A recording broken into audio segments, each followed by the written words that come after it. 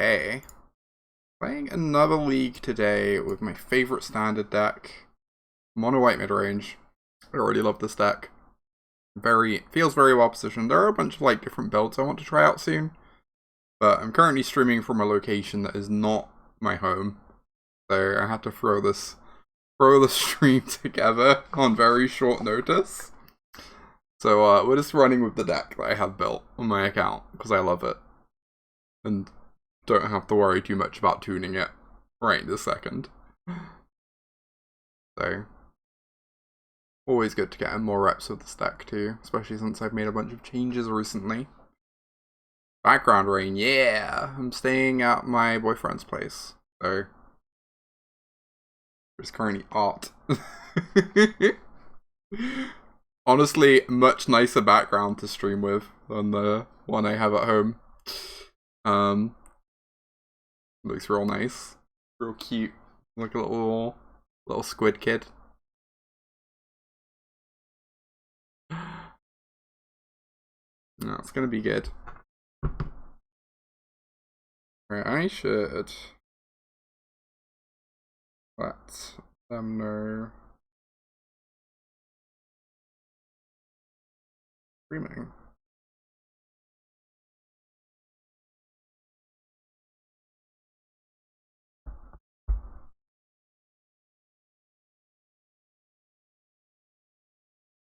Hey 4C, good to see you.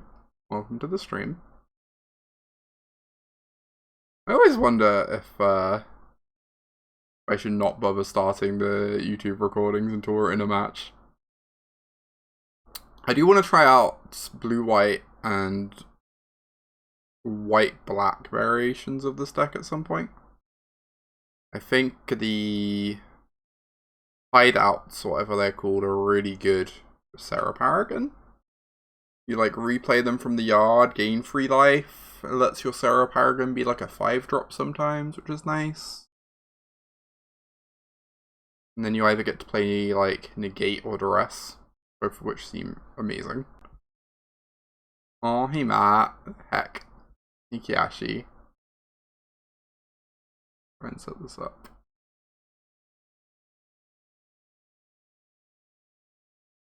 Right, let's go. Probably just gonna be the one league today, since I'm not at home.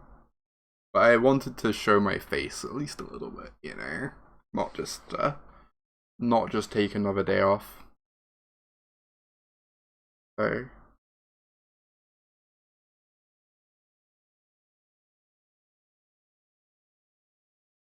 trying to get a little bit more consistent. Oh, this hand is beautiful. A+. Sign me up. Ooh, we're against Esper. Esper feet. Esper leg ends.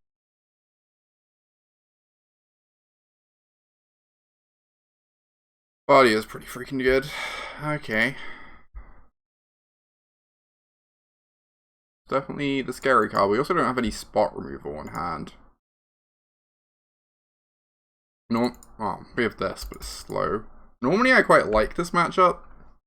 A big part of the reason I like it is because this deck has so much efficient spot removal. The times when you don't draw any of that can definitely be a little bit tougher. Absolutely. Guess I'm just blocking, just buying time, right? Buying as much time as we can. Oh my god, that's such a good draw. Okay. I want to hit Adeline or Thalia.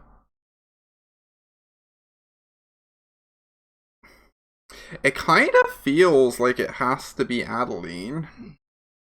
And we just hope they don't have another one in hand. Thalia is really annoying, but Adeline has Vigilance, which means Wandering Emperor doesn't deal with her anyway.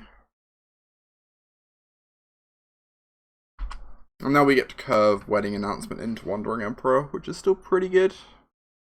Pretty happy with that. Yep. Shouldered's not great against Wandering Emperor, so that's nice.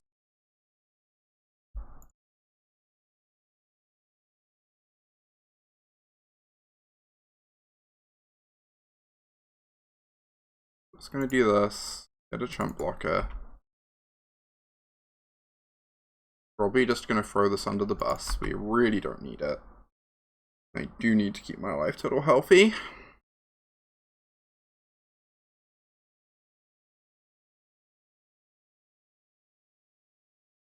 Hopefully all this is working okay, by the way, my mic and stuff. I kind of threw it together on short notice. I'm hoping it works real good. Honestly, don't know.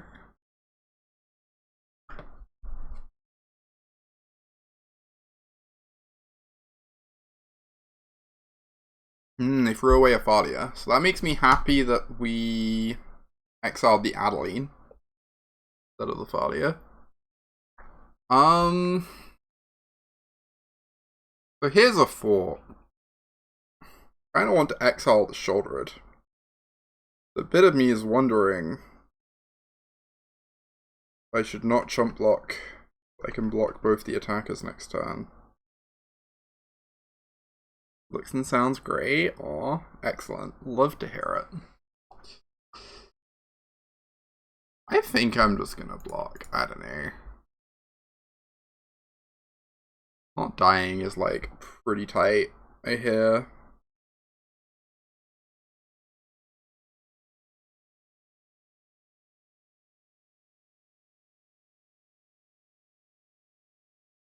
Denick. Alright. We drew another Wandering Emperor. That's unbelievable. That's fantastic.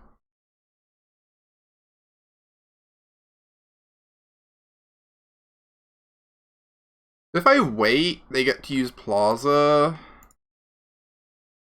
I kind of feel like I have to do this now.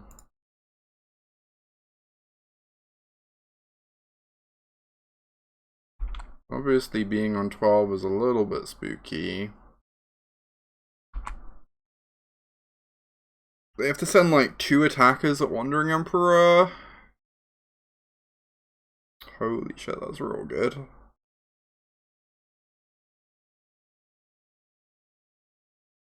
It's real good. They're sending these face this Emperor, this Emperor.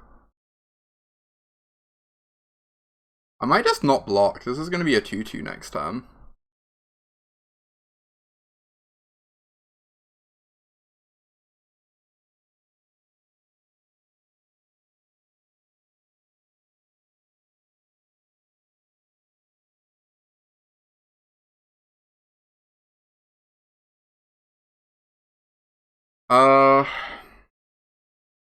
You know.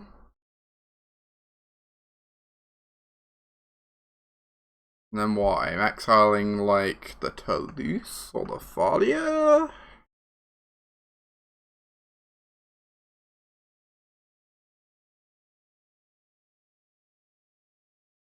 Don't block, I go to 6. Then I go up to 8.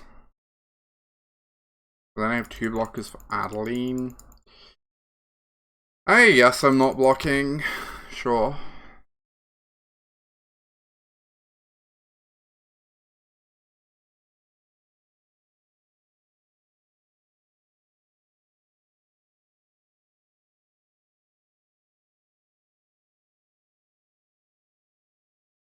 That's amazing. We have no spells left in hand.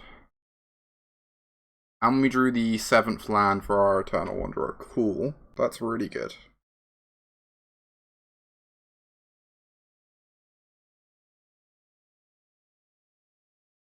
They need to do this now because they have Plaza of Heroes. So I'm gonna go up to 8. If I exile the Toulouse, I exile the Toulouse, they attack all. We block Adeline. And a 1-1, I guess. We take 1, 2, 3, 4, 5. Or I can exile the Denic, because the Denic's going to give them value and they bring it back from the yard. In a couple turns' time. And then I just block these.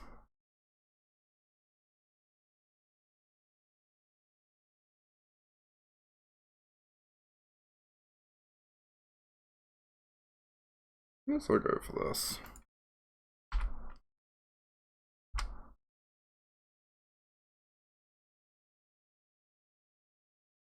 I like this puts my opponent in the tougher position.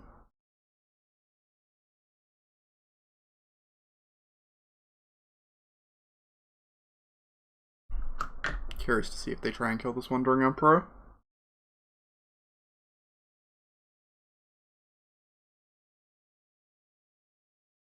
Send like the 2/1/1s at it.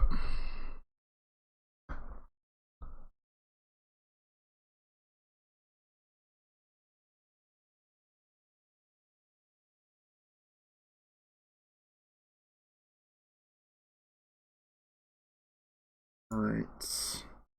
We have to jump Adeline. I kind of want to block a 1/1. And then we just go Wanderer minus.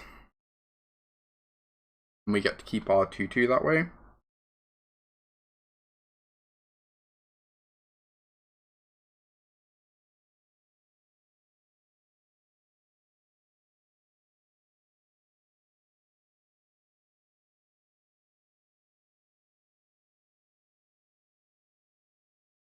Alright. Ooh, counterspell, please. Good afternoon, Kate. Good to see you.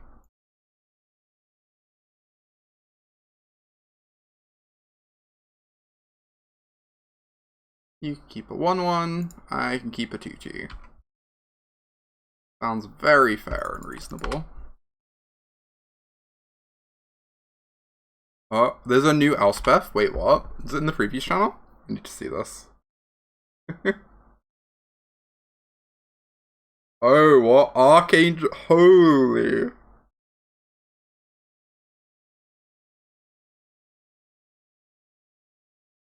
Oh, this card seems fantastic. I love that they've been doing this thing with Elspeths recently where they just get a bunch of like give out a bunch of permanent upgrades to other things. That's really nice. It's very cool. I should just plus on this, right? Get rid of their flyer for a turn. They don't have Plaza open, thankfully. Then I guess my aim is going to be make a token, crack the Reliquary, draw 2.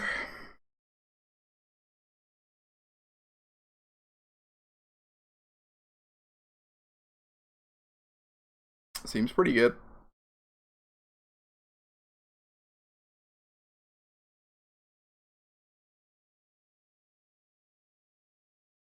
Alright, they hit Seachrome Coast. That's nice. I don't know what this final card in their hand is. It must be a land, right? Make a token. Draw 2 cards.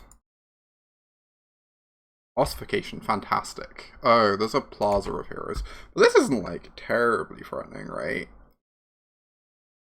Very good draw.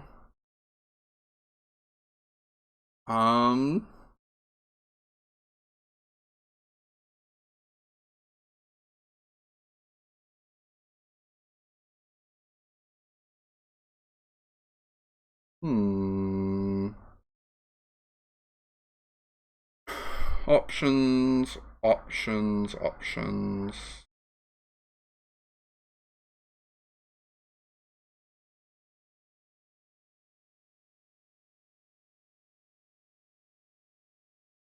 These Plaza of Heroes are really annoying. I guess we just plus Wanderer on this and force them to spend one, probably. Oh, it's not clear that's actually better than just making a double striker. Making a double striker is pretty tight. Let's play the Paragon. I actually really want... I think the thing I most want to do is get this farmhand down. Yeah, because then we can flip it, start gaining life, and get out of range. Alright, winning game 1 against Esper is huge, because I think game 1 is the hardest game. Post board, we get a lot of removal spells. Depopulates.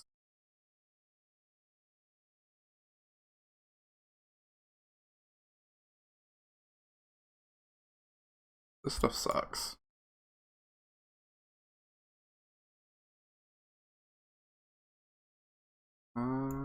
Like this. I'm never, like, entirely sure what I prefer in this matchup out of Owl, Farewell, and Eternal Wanderer. I do wonder if I'm, like, underrating Owl in the matchup. Just because I think I'm too scared of it getting auto-arred, but maybe that's fine if it gets auto-arred.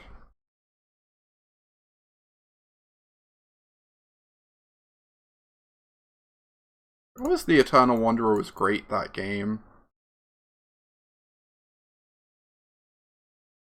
I guess it also gets like Yanjoed really badly.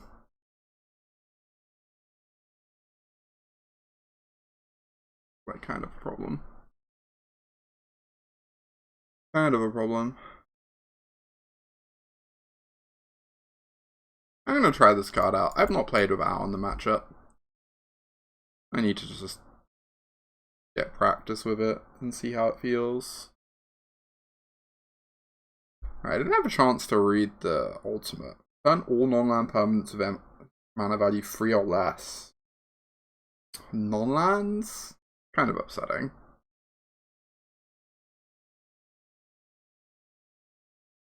I don't know how to feel about this Elspeth. I don't know if it's actually good or not. Plussing to make lifelinkers is kind of hot.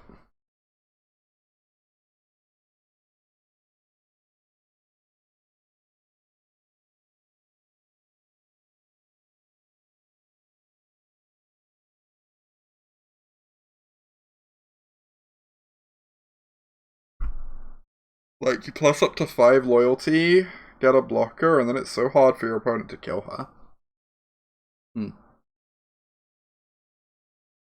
But, like, it's really hard to compete with this 4-drop slot. Like, all of these feel better than Elspeth to me. Is the tricky thing. Hand's pretty solid.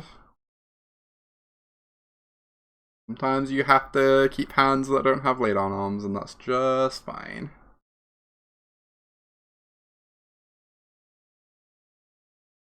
What is mulliganing? Seems like a mistake. Oh no, Skrelv. I guess the real answer is that if you know your opponent has wedding announcement, you probably keep in a couple Lorans instead of the 5-drops. But it feels really hard to have Loran in your deck if you don't know they have wedding announcement, because it's so bad against, like, literally the rest of their deck. Oh, thank God, we drew a card. Well done. Well done us. Proud of me. Oh, Anointed Peacekeeper is great against Skrelv too.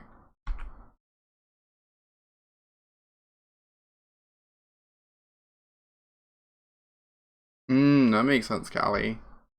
I do love the original Elspeth. Original Elspeth is probably still my favorite Elspeth. Original Elspeth is a fantastic card.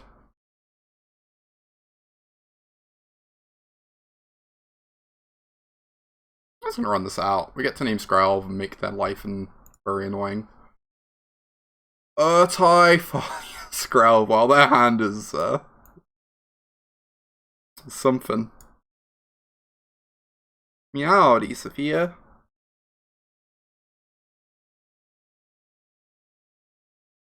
I don't know if I'm naming Urtai or Skrelv. Like, shutting down Skrelv is nice, but I guess I don't super care about Urtai. Yeah?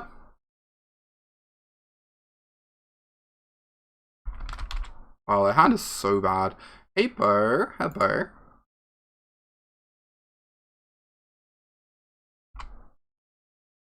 What opponent's going through right now was my entire experience playing that Esper deck. I don't know how people crush tournaments with it. I feel like you just get so many hands where you draw multiples of legends and your deck looks real clunky. Yeah. Alright then. Good old anointed Peacekeeper. Sure is good against Skrells. Sure is. A background, yeah. I'm at my boyfriend's place at the moment, Sophia. So I had to frantically set up a stream layout on my OBS and everything on this computer. But it means there's now a Squid Kid, and that's great. And various effeminate boys.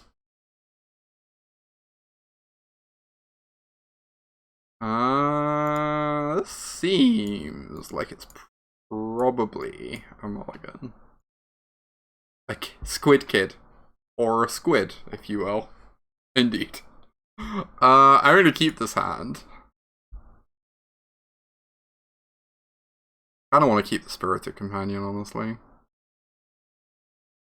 Let's just do this.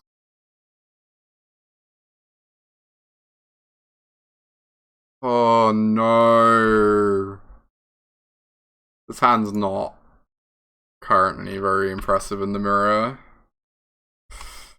Also, we have to play the mirror, which is, you know, kind of a problem in itself.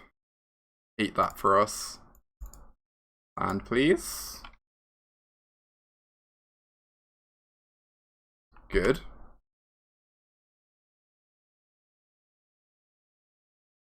I should probably just go ahead and Loran this. It's actually kind of nice, because it means we get to draw a card of Wedding Announcement next turn. We'd much rather draw cards than make tokens if we can in this matchup.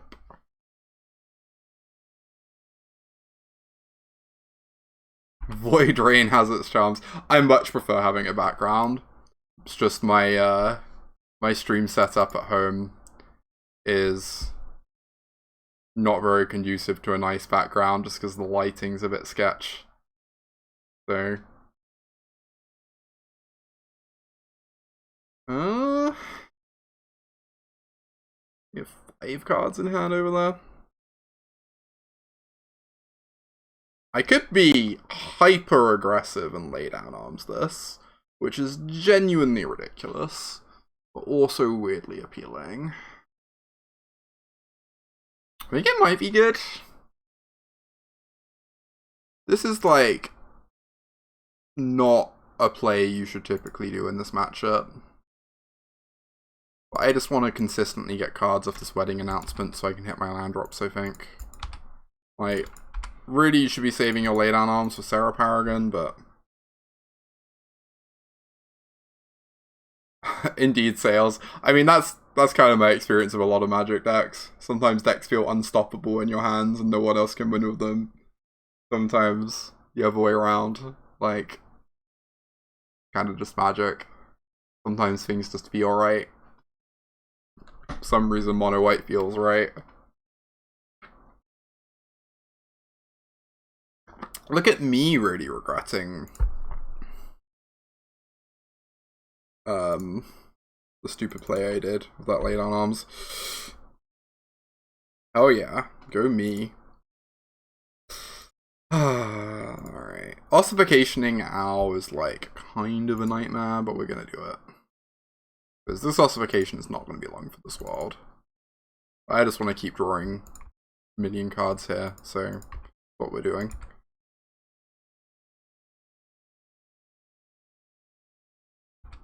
We can always just like Eternal Wanderer Owl next turn, I guess. Keep getting in there.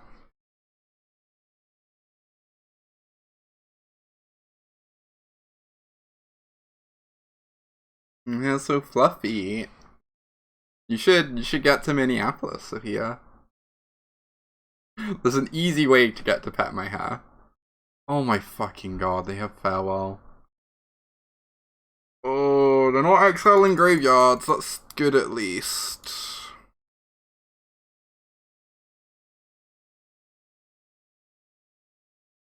Yeah, it's possible fields are better. I feel like field starts to get a lot better once you have a lot of them, is the problem.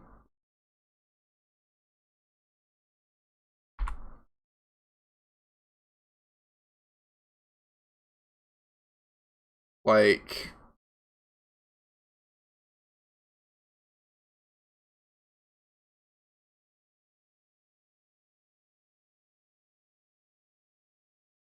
I'm not sure, like, 2 copies of field is worth it, because people are just going to start playing basics in Esper, if they're smart.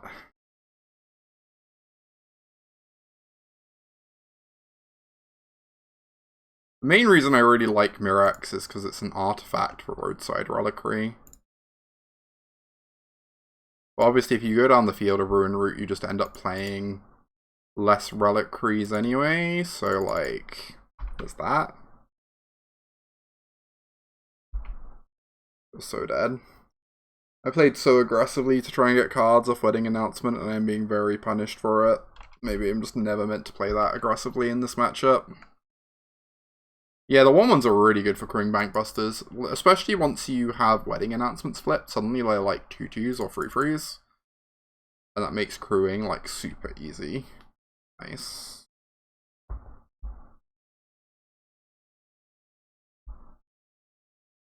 Mm-hmm.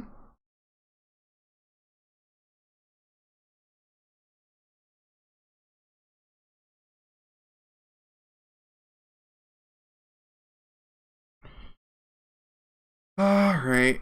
Well. We can't make artifacts now, which is annoying.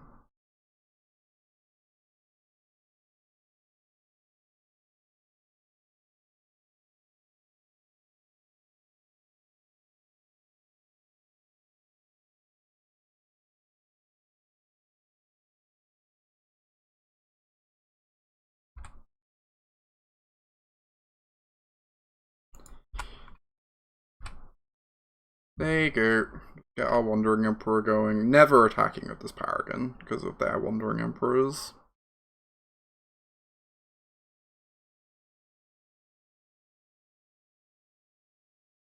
Yeah, I really hope you get that grant. That would be amazing. Sophia. Yeah, I honestly think making an artifact of Mirex feels like the most important bit of it, but there are like lots of little upsides. Like, I really like Mirex. I certainly wouldn't play like 2 Field of Ruin over 2 Mirex, but obviously if you start going down the Field of Ruin route, then those cards are way better than Mirex at that point. So that makes it like a little bit complicated. Like, the first 2 fields are definitely worse than Mirex, but like the 5th and 6th fields are way better. Like, not particularly close.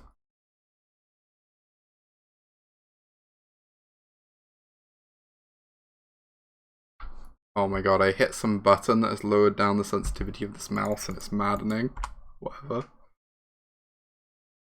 This is what happens when you use different computers. Lay Down Arms is an incredible draw.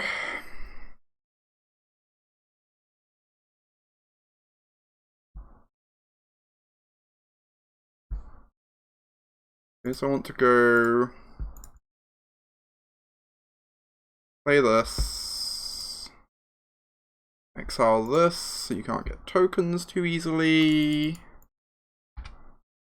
Get in with the Samurai.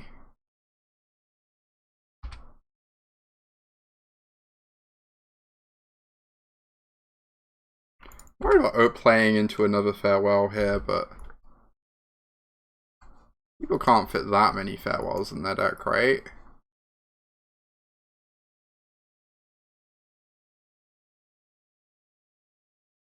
Me presses every button.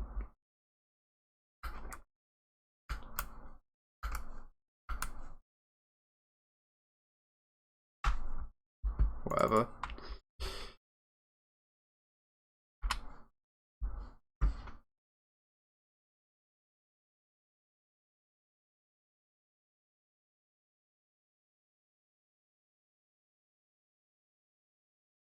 Demolition field. It's fine, I can just get that back. Okay.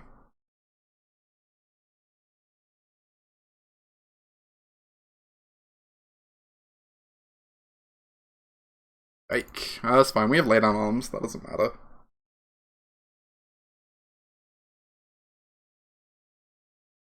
Also, ossification in the yard is like kind of nice anyway. Alright. Go.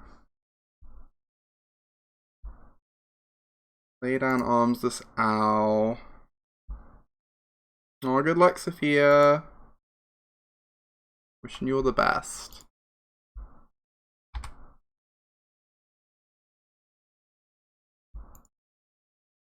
I'm gonna start attacking at this as well. Like, pretty hard for them to block.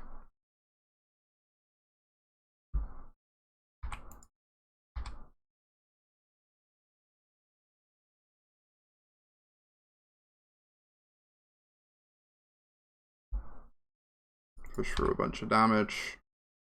They get a Lauren in the yard for their Paragon, which is annoying. But fine. Let's get our roadside reliquary value. And start making tutus? No, I just want to keep their tokens off the board, I guess. Because of their wedding announcement.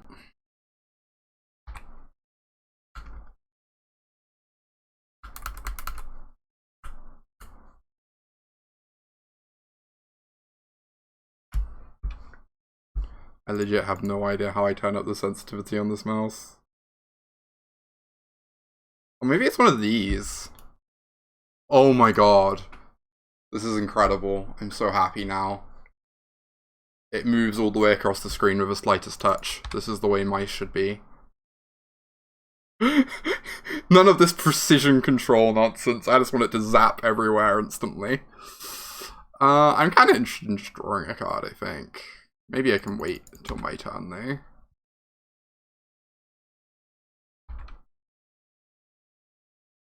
They said draw a Bank Buster. Nope. Oh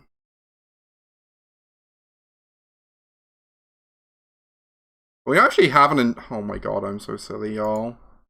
I don't know how to play Magic. I just always assume I have an enchantment in this deck. I'm just gonna flicker this, get in with these, make a 2/2. That sounds great. I don't know at what point I'm just meant to start bashing with this Paragon. They haven't played a stupid Wandering Emperor yet. I have an ossification in the yard, I guess. Whatever, I'm not going to take that risk. I really want to ossify this next turn. So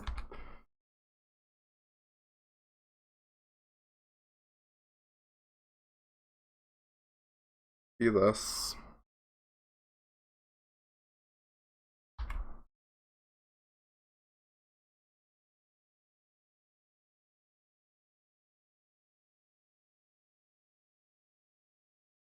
Yeah, forcing them to spend their farewell is nice for sure. Like, it's such a big haymaker in the late game if they get time to build towards it.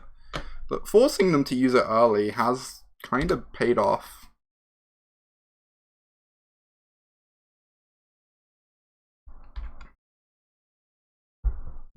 Which is nice.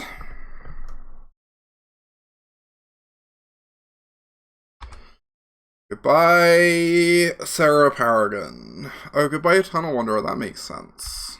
Sure. Now they're kind of just turbo dead there, right?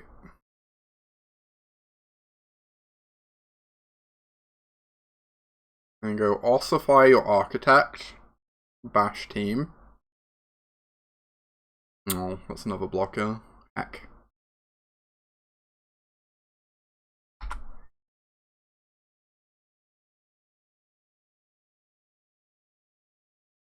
Ooh.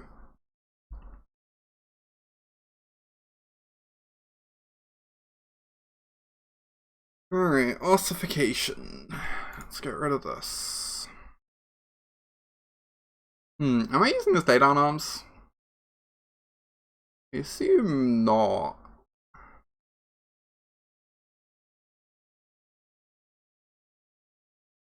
Assume not.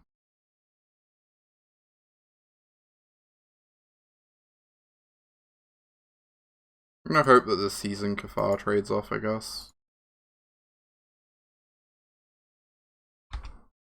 Because then I get it back with this Paragon.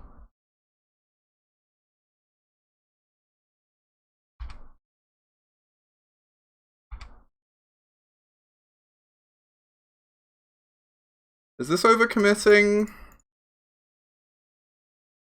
Maybe?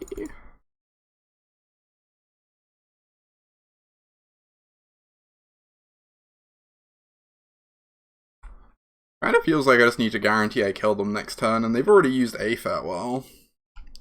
I guess the big fear is specifically Eternal Wanderer.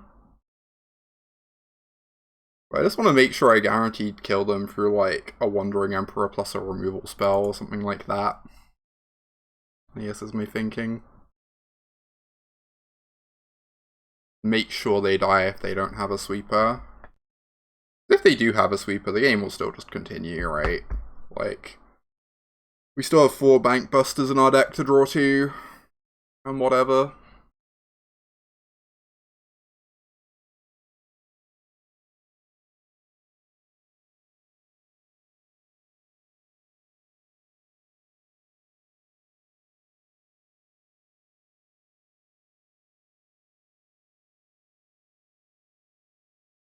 We have 3 blockers. We just go lay down arms as Paragon since it blocks 3 damage anyway.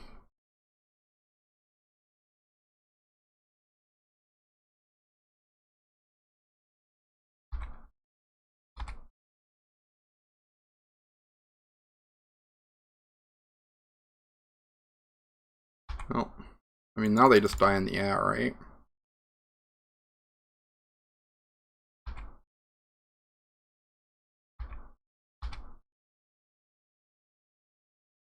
Alright, we won game 1, but we're also 3 minutes down on clock, so, you know, take that as you will.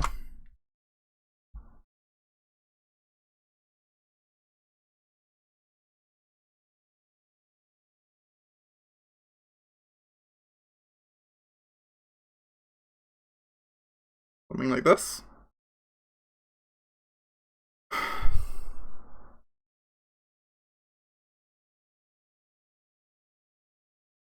I mean, Owl looked like fine that game. I don't know. I'm still worried the card lines up really poorly against Lay Down Arms and Farewell. I think I would still just rather not board it in, but I could see myself being wrong about that. Certainly very haymakery.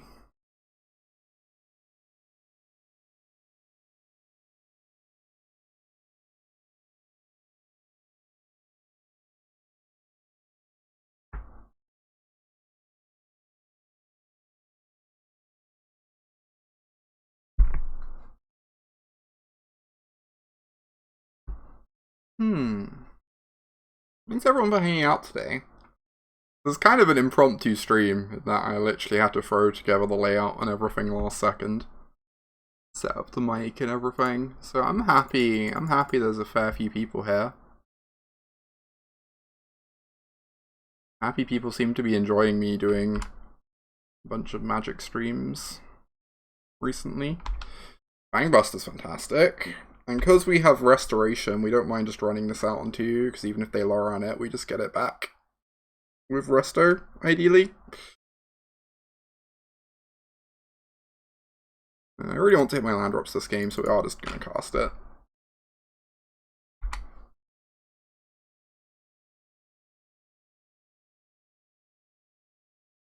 Aww. Thank you, everyone. Y'all are sweet. Also, shout out to my boyfriend for getting a second monitor set up down here for me. They're great.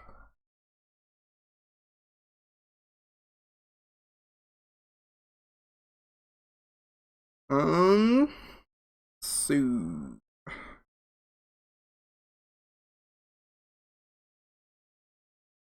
Still good content. It's good to have you here. I don't really know what I'm meant to do here. It feels like I'm gonna get run over by this wedding announcement. Most likely. I kinda just want to resto.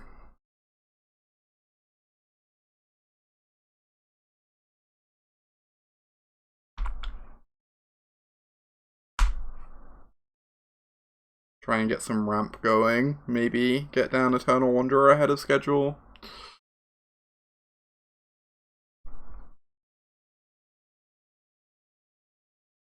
Field of Ruin, sure. They have their own resto, sure.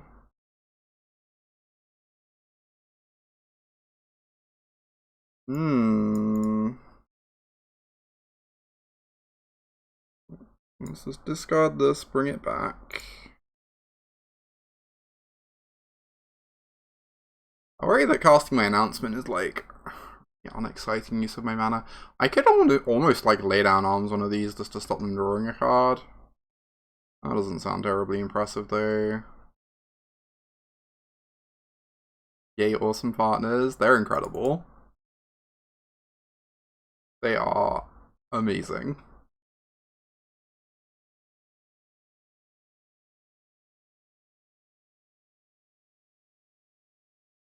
God, I'm so scared that this is just gonna get blown up. And then I'm gonna lose a bunch of my long game here.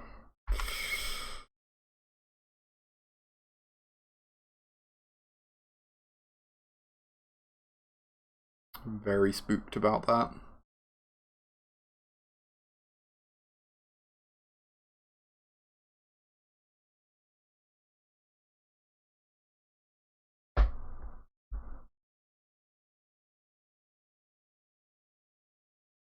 Conversion hits you hard. That's adorable. Love that.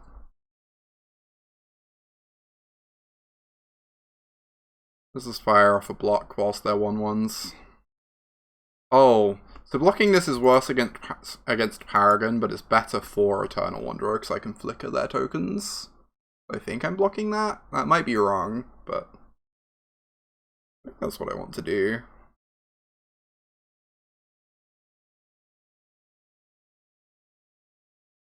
And then we just hope to draw a land next turn to make life easier. Nope. Nope, nope, nope.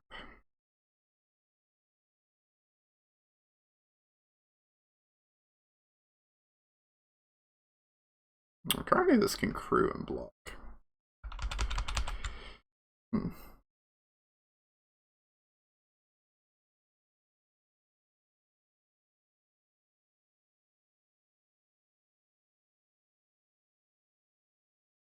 I guess is nice.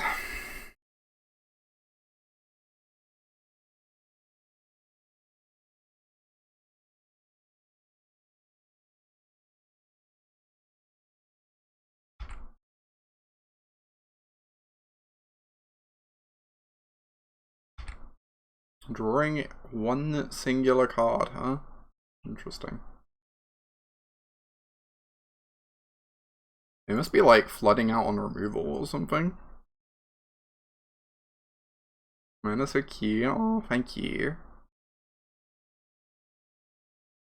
At some point I need to like make my own ones that actually resemble the fact I have like longer hair now. But that's a future me endeavor. I have a lot on my plate at the moment as is. Do I want to crew this Bankbuster to block with it? I feel like if I do, it's almost certainly dying.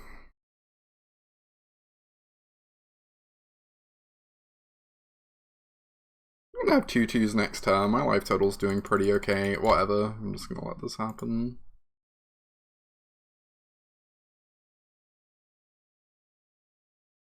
Even if it was Kitty, then hey. Vicious attacks occurring.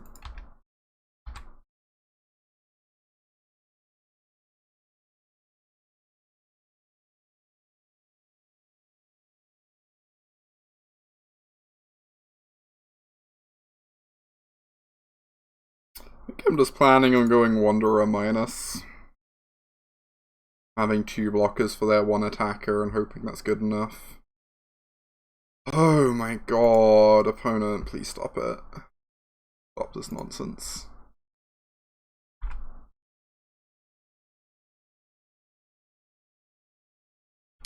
That would have been real nice.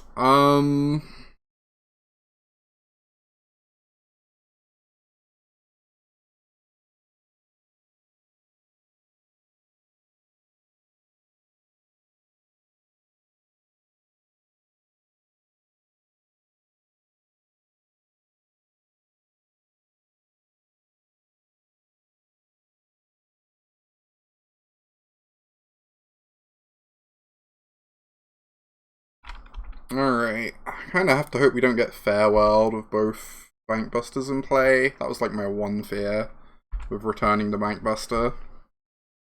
But also we're a bit tight on mana at the moment. I felt like I just had to use everything I could. Take advantage of every piece of mana I can.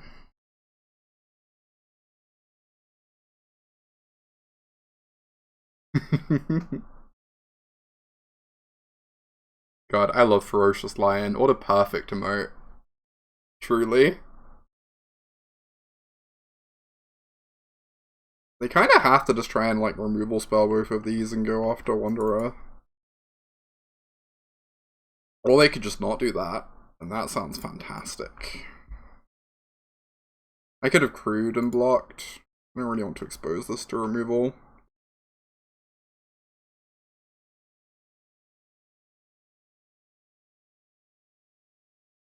Maybe it would have been fine. Alright, Tunnel Wanderer down. That's a-okay. She has done her job. Next time we go Lauren, blow up the announcement. Have Lauren in play for Wanderer to flicker later. Seems great. Oh boy. Yep. Yep. The grind is real.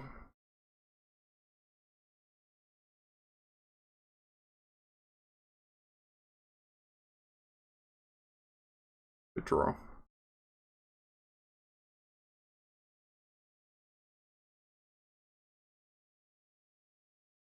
Wonder if I go after Announcement or Bankbuster.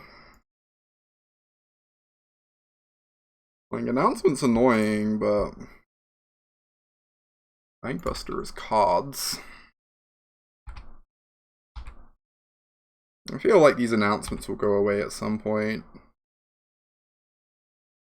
You know? Some point someone's gonna cast a Farewell. Nuke the board.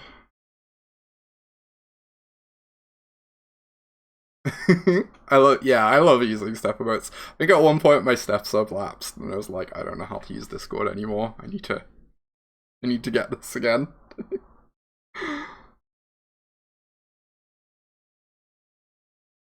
How does anyone use Discord without step emotes? We just don't know. Alright, we're slowly catching up on time. I'm only 2 minutes behind now. Ugh, that's gross. They get back their Bankbuster. Vomit.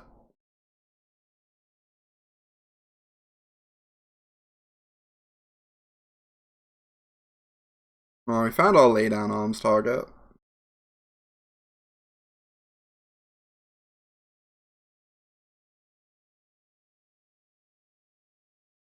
They do have the land to draw a card off of it too. Oh, they're just going to play out another one? That's interesting.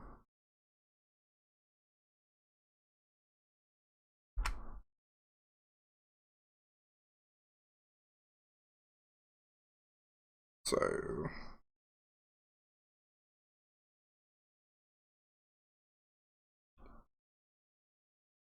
this is a thing that is just happening.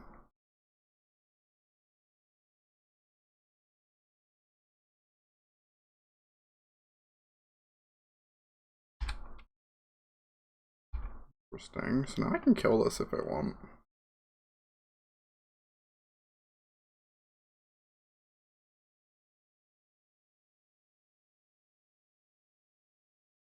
Kinda just want to start flickering Lauren this turn, if I'm honest.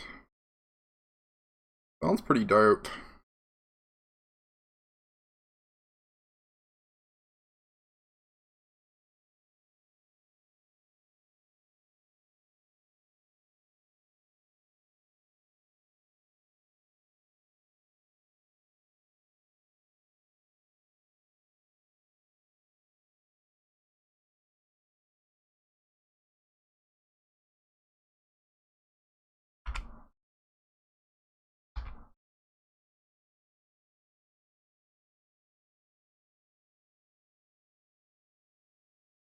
Get rid of the one that goes from the yard permanently when it dies.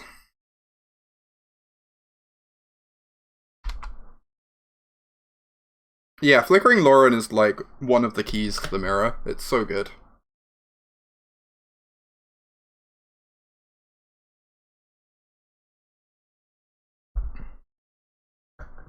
Flickering Lauren really is one of the keys. I have to not F6 because I might have to activate a Bank Buster on defense. They cast multiple removal spells. Yeah, there are so many good targets. Like, these are just like 2 of the key cards. There's also just like other good targets as well. Sure. That just happens. I'm not activating until they go after this. And then I will activate.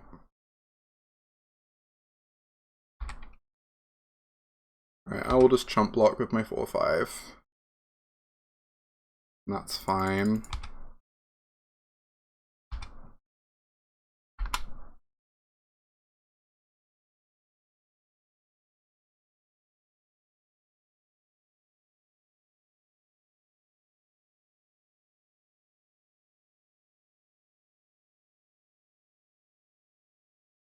Ugh. Gross. Pretty strong. That's pretty good too.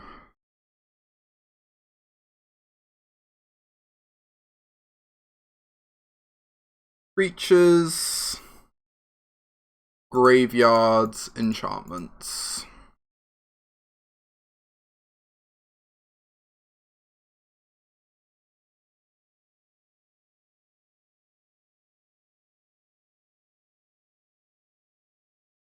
Decidedly not artifacts. Oh, hell yeah, Daniel. Love to hear that. Glad you're enjoying the info. I'm glad it's helping you. Thank you so much for supporting me as well. Really appreciate that. I think more than anything, I just want to make sure I keep hitting my land drops. It's a little awkward. Because they could just farewell me back, but if they do that, I still just have a Planeswalker on an empty board, and that sounds like incredible, so whatever. Well, like my basic plane selection, thank you.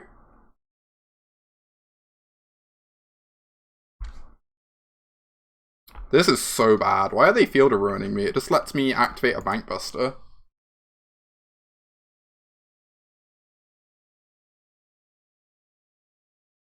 Seems like very good for me to give me an extra mana there. Rain in the light, yeah, I'm at my boyfriend's place instead of at home. Change of scenery. Change of scenery. Loran. Ooh, I do love a Loran. I'm just gonna start taking actions. They might not be the optimal actions, but I don't want to time out. I'm currently behind by quite a bit and very far ahead in this game. So.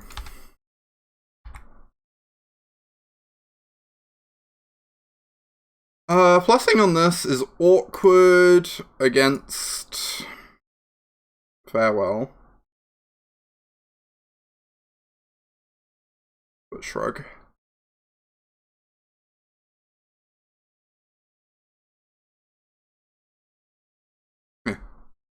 Cool.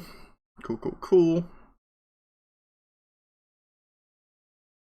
Start killing them.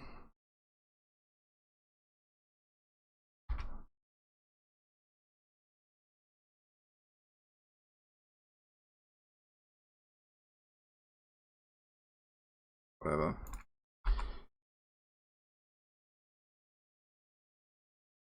I just haven't played with the Wastelands yet. I need to try them out at some point. I need to try out the Wastelands at some point. I do think the Wastelands are going to get worse than they were a couple weekends ago, because people, like, I feel like any good Esper pilot should just have 2 basics in their list. And that makes this plan a lot less effective against them. But it's possible that this plan is still just good enough anyway. The 3 things I really want to try out. I want to try out the Wasteland plan. I want to try out blue-white. And I want to try out black-white. Those are things I have planned for future streams that I want to try out in the deck. Cool. Let's draw a card.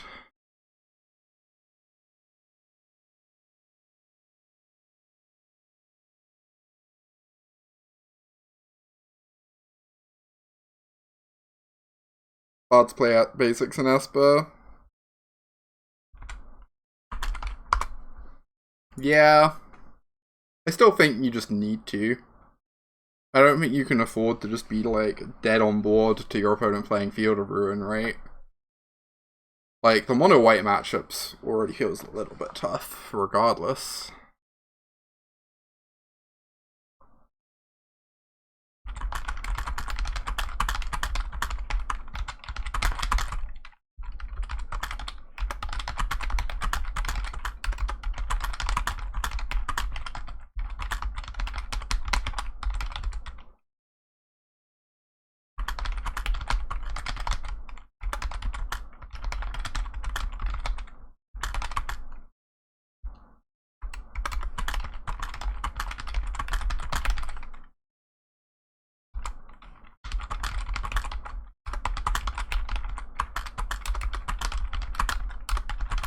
Sorry, opponent's just asking questions.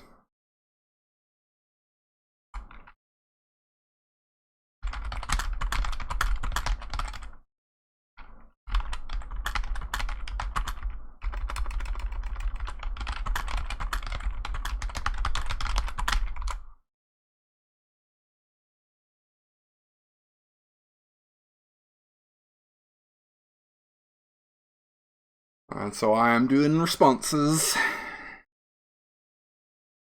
Yeah, I think even just having 1 or 2 basics makes such a big difference, honestly.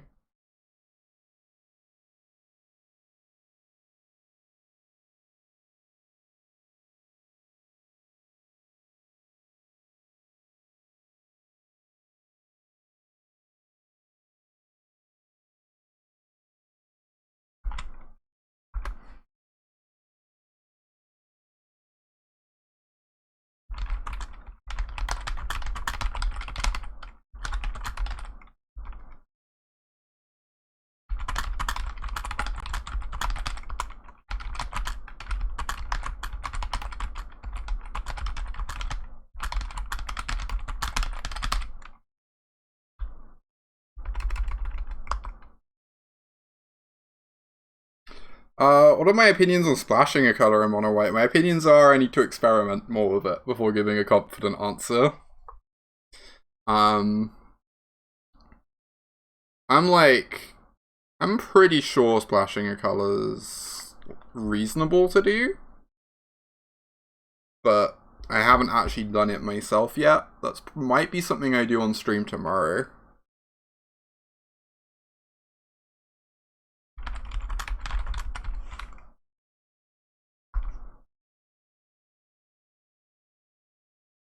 Snubby not around. Snubby is not around.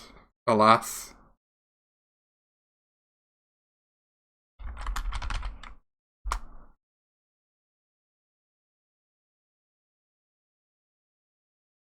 The red splashes felt great. Nice. I guess Flame Blast Bolt makes Thalia less of a problem.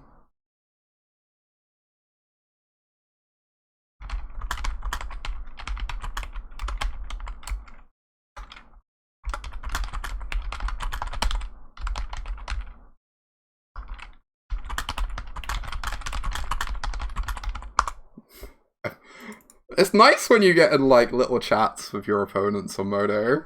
I really like it. It doesn't happen often, but when it does, it's cute.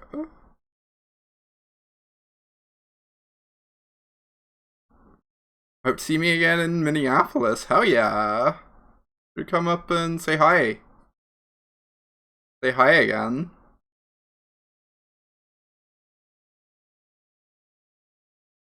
Yeah, I'm not working with a team for Minneapolis. I've decided just to do this one on my own. Which means I get to stream every single piece of my testing that I want to, which is really nice. I don't have to keep any secrets.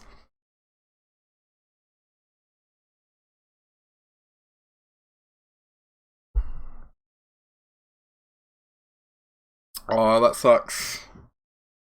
That sucks, Mom. Hate to hear it.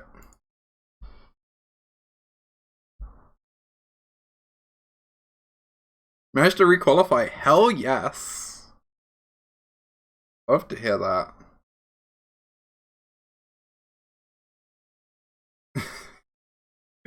Need some mono white education for the RCQ. Yeah, I'm not going to play exclusively mono white. I want to try out other like decks, so I get a feel for the other decks in the format. But this is definitely my favorite deck. Aww, that sounds very frustrating, Jenny. I'm sorry to hear it. I've definitely had phases like that. I went through a Bogles phase like 5 years ago. I was obsessed with playing Slippery Bogle. Let me tell you, casting the card Slippery Bogle on Magic Online does not attract very many positive sentiments from opponents.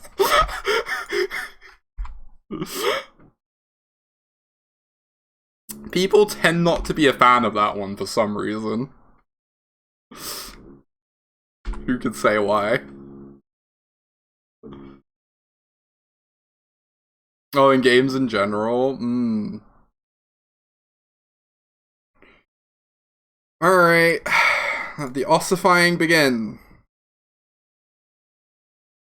Matchup's typically pretty good, but we are on the draw. We don't have a laydown arms. We could still lose this. Like, Wedding Announcement 2 is a pretty important card in the matchup. Just because it makes so many blockers. Huh? One's actually a bit spooky. Good draw. Right, I'm just gonna go lay down arms this Spirited Companion. Sounds pretty nice to me.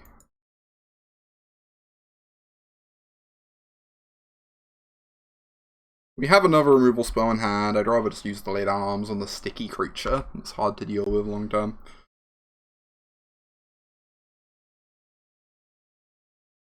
You love saying Slippery Bogle. It's so satisfying though, right?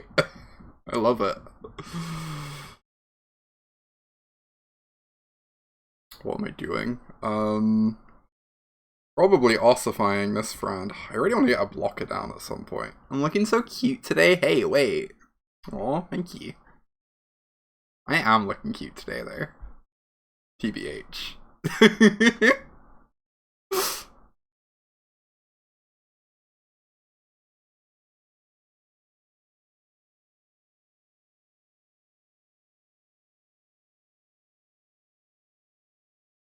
I'm already worried about them having the stupid pump spell. I feel like if they don't have the pump spell, we kind of can't lose. They need like 2 copies of the pump spell to really do us in. But even 1 copy would still be a problem. For sure.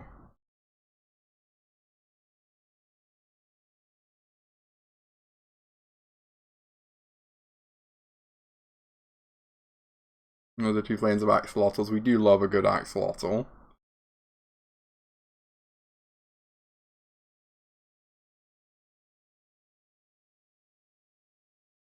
Alright. Let us.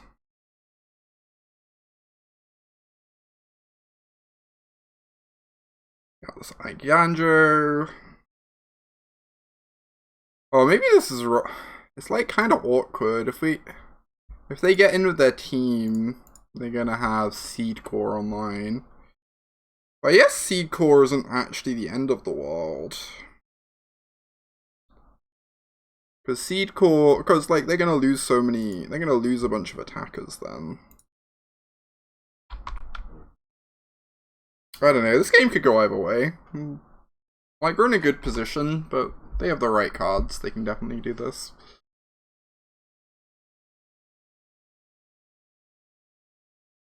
Like, if they attack all, we block 2 things.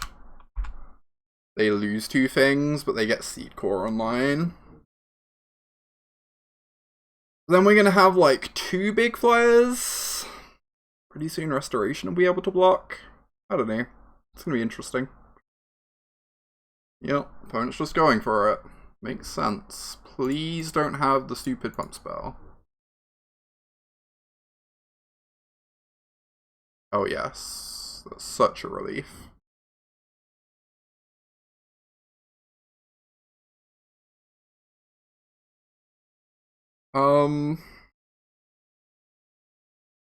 Cool. So I discard a planes. I can get back the Spirited Companion. It means I can't block with it this turn, but that's probably fine.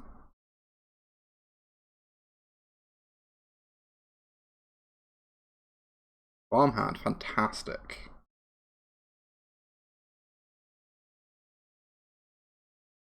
I go play this planes.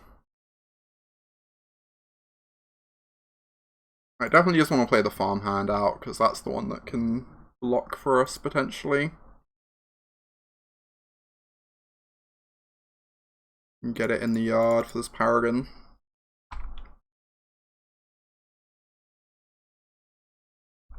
We're doing pretty well for ourselves. I think we're, like, almost completely stable. If we make it through this next term without them having made any big advances, I think it's going to be incredibly hard to lose this game. Right, land, yeah. I think they're pretty done. Maybe a second Skrelv's Hive could get there.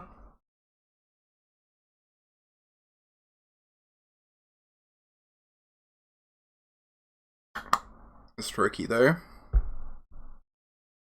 They had a very strong draw on the play. It's just not good enough.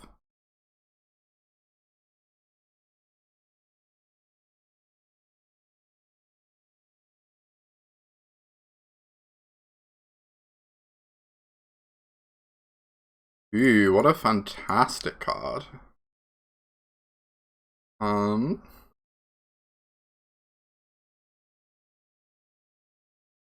makes this time pretty easy.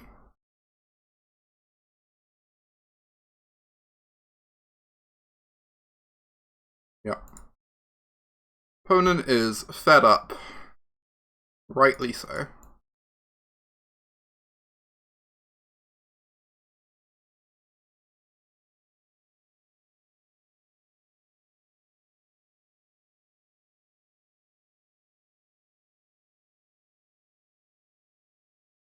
This stuff is garbage. Restoration's pretty slow.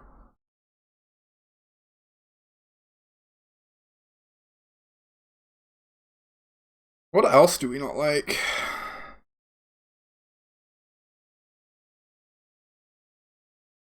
Honestly, I kind of feel like when you do this, you can also just take out a land.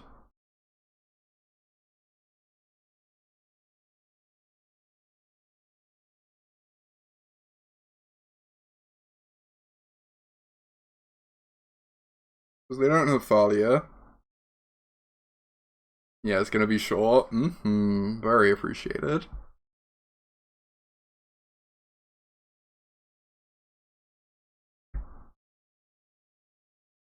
Yeah, all these cards are pretty appealing. It just feels like our deck is already just mono great cards. We could cut a Bankbuster or two. I actually kind of like Bankbuster here though, because it blocks Skrelv. Maybe on the draw.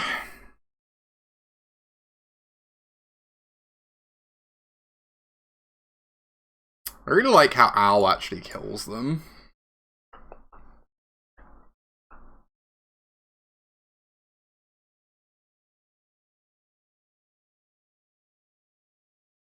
I don't know that that super matters. I'm just gonna try this. This might be too many bank busters, but whatever. Not too worried.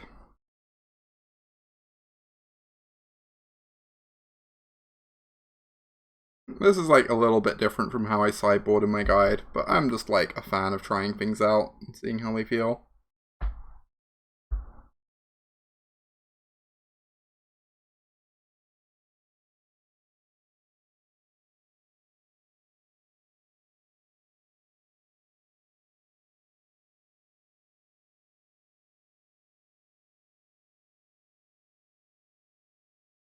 This is certainly one too many Magbusters in our hand after I capped all 4 in, but I don't know, pretty good outside of that. Have an answer to the Hive, have a removal spell. Obviously we're on the draw, which sucks, but absolutely keeping this hand every day of the week. And we have a Peacekeeper, nice. That's actually really good. That actually brings the hand together pretty well, because that Cruise Bankbuster as well. Slaughter Singer. Yup. I'm just gonna exile the Slaughter Singer instead of the Skrelv, because we have this Loran. Wow, am I regretting having all 4 of these in. Alright, I learnt my lesson, deck. Point taken. Understood. Here I am experimenting and getting an answer very quickly.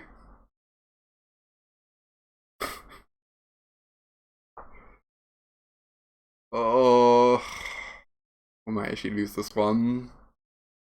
Loads of Contaminator's pretty spooky. Right here. Oh, that's really strong though.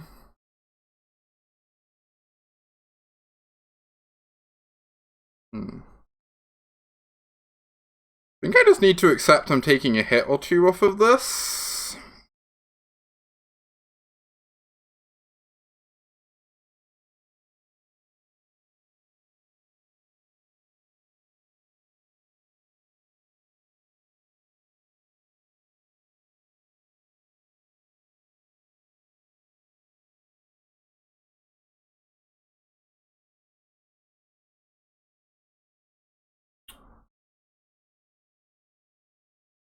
Might be wrong.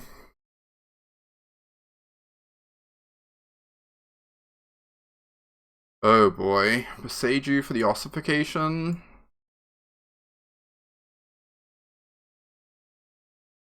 Cool. They say name Slaughter Singers, they have to play out that Beseiju if they want to cast it. Good name Beseiju, yeah.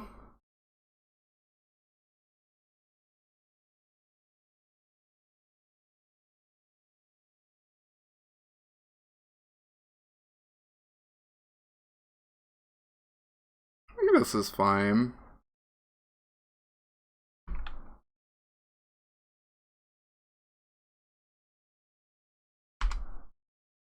It'll be a spooky game, but like, I don't know, we're like 1 removal spell away from being in this. We have a lot of removal in our deck.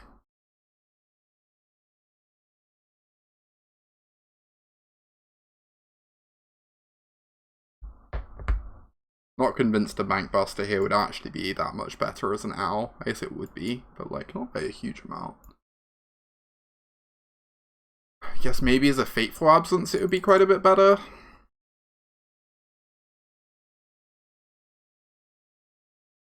Ah, they are just going to use the Beseiju. So this is scary. However, does mean we have an extra mana. Means next turn I can go Lauren and Bankbuster. That's pretty good.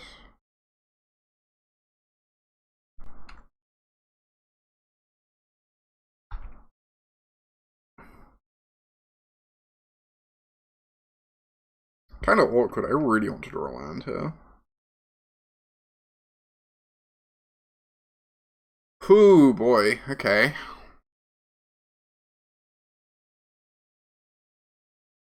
Cool.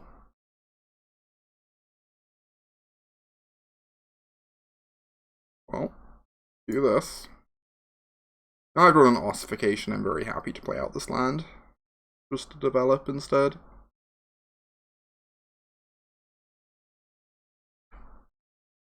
Yep. Gonna name white. Yeah, this way I get an extra land. They get a second Slaughter Singer long term, which they wouldn't have got if they played out a Boseiju. But yeah, no, this seems good.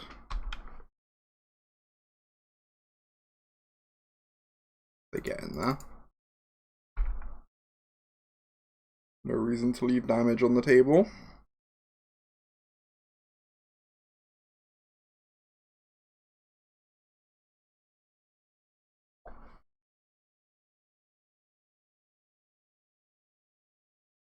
Brushland. Alright, so the hand is Slaughter Singer, Mystery card. They can cast the Singer, hit me for 6. I guess this is gonna be a 3/3, so that's not able to attack.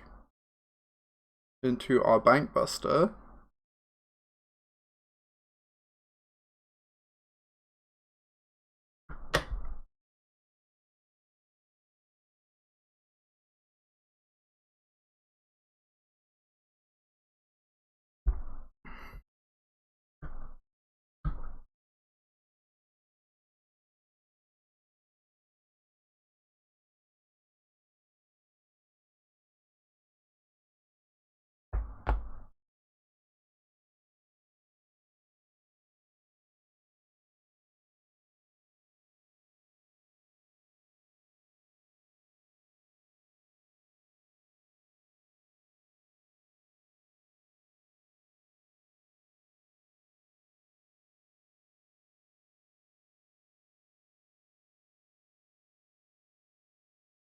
Yeah, like, this game could really go either way, depending on what they draw here. They are casting the Slaughter Singer, so they get to put me to 7 life, 5 poison. I could double block, but I think that's bad, because I just want to ossify this instead. Then we have really good blocks from next turn onwards on their other creatures.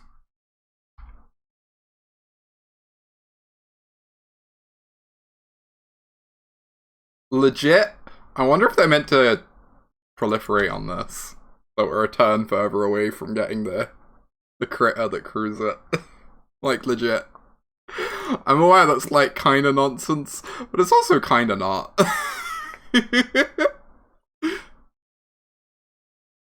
It's only, like, mostly nonsense, you know? I can't attack with this, because if they double block it, then you can't crew Bankbusters anymore, and that sounds bad. Can attack with this, though.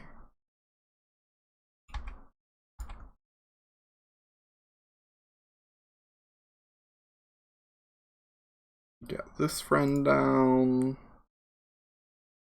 Let's say go.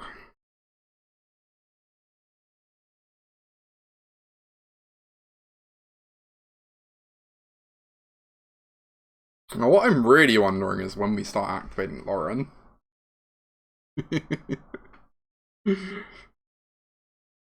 Pilot and treasure are the most important part of my plan.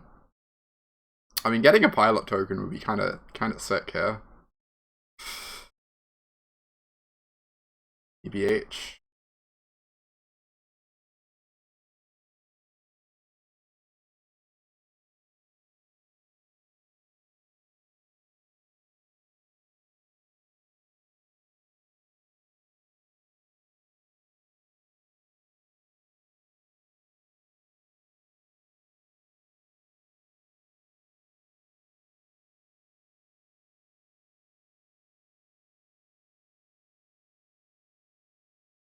Fell asleep with your window open. That sounds real pleasant. Oh yeah.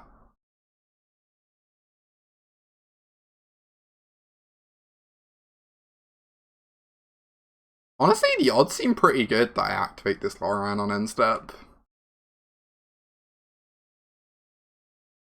Depending on what they do with their turn.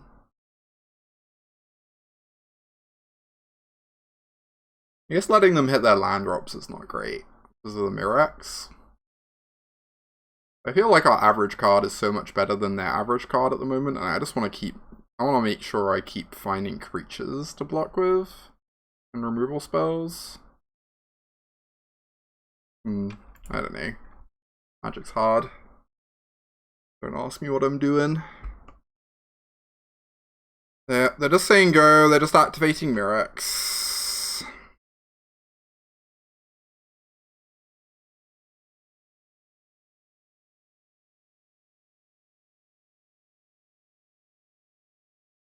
What am I doing? An excellent question.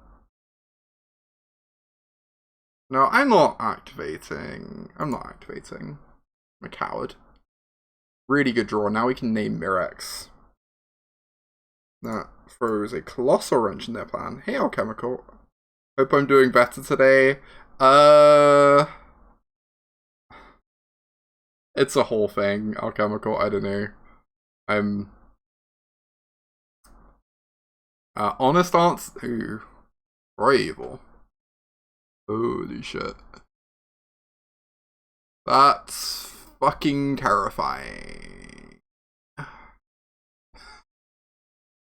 Oh no. Oh, their hand's so good.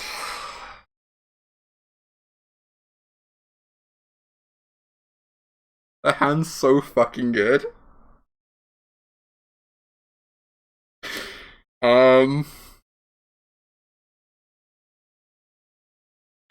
Jesus.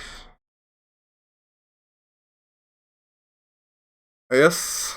Oh my god. I guess I have to name Tyvar's stand, right?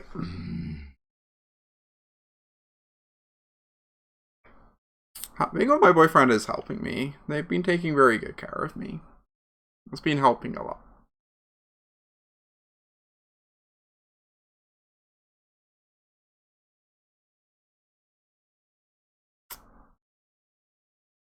Gonna be a 6/6. We have to name Tyvar's stand and hope they don't draw a land.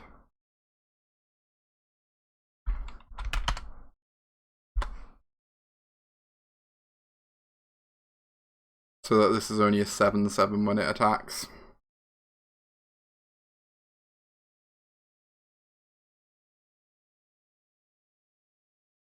I almost want to not play this out so I can draw off both of these Bankbusters next turn. Because that digs the most, right?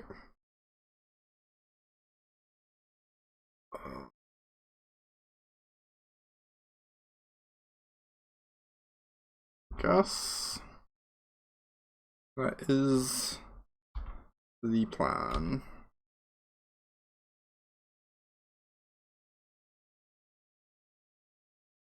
I'm gonna destroy all this ossification.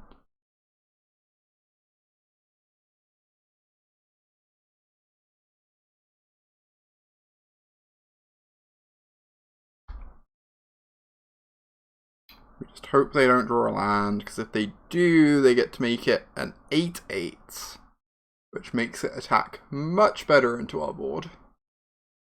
At the moment, they're just trading a Tyvar stand for a Bankbuster, which is fine.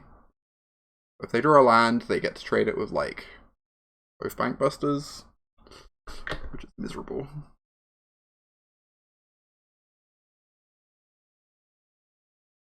Or I guess they would trade it with Bankbuster Peacekeeper, realistically, but even then, not great.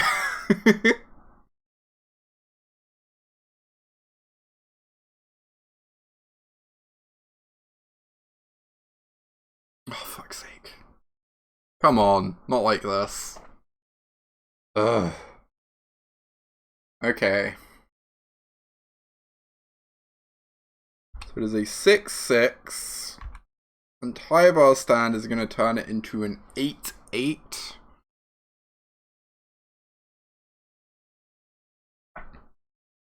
Yes, if I don't double block, I get trampled on, but if I do double block, I lose both Bankbusters. This may be fine. I'm gonna draw 2 cards off of them.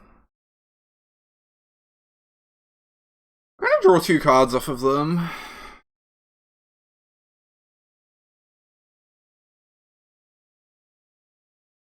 Whatever.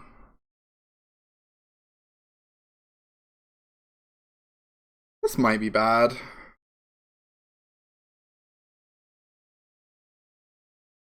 But I feel like it's fine.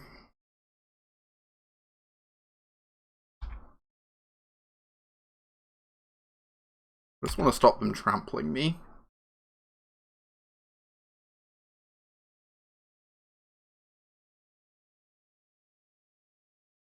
Yep. Equals 2. Sure, sure, sure. Very good draw.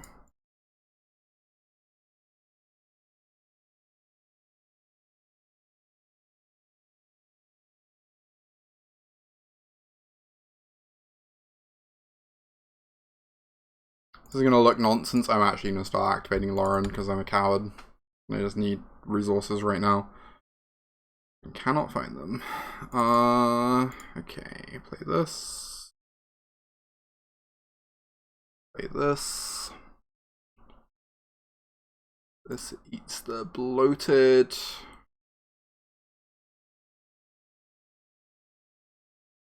Right. Yeah. We get in with the team.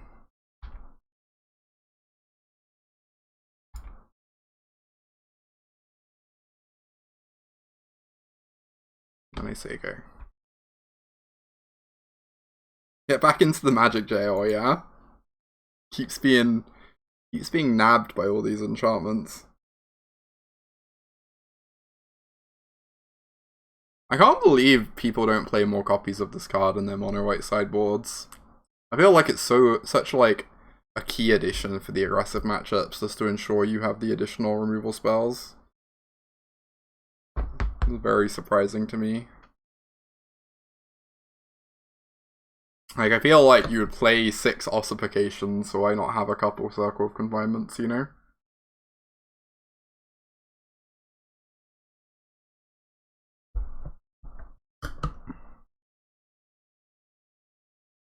Cool! We did it! We've yet to lose a game today. So much nicer playing this deck than Asper. Good riddance, Asper. Mono white is my home. Deck's unstoppable.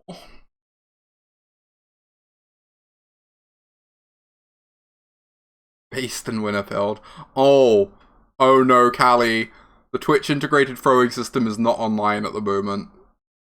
I should really turn that stuff off, but it's kind of hard to on the setup. Just don't throw things. If you throw things, you get scammed out of points. It's just how things are. Oh, they're in spirit. Right. Yeah, that makes sense. Oh, I really hope no one's redeemed something and then been disappointed.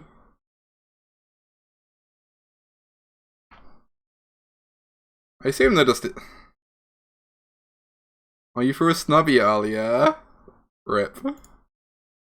Snubby's resting. Snubby deserves a nap.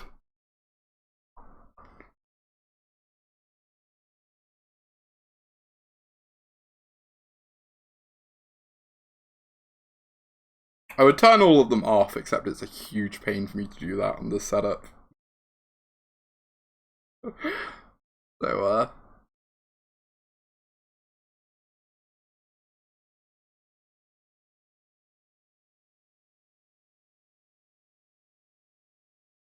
honk shoe, me. I'd love to go first. Hell yeah.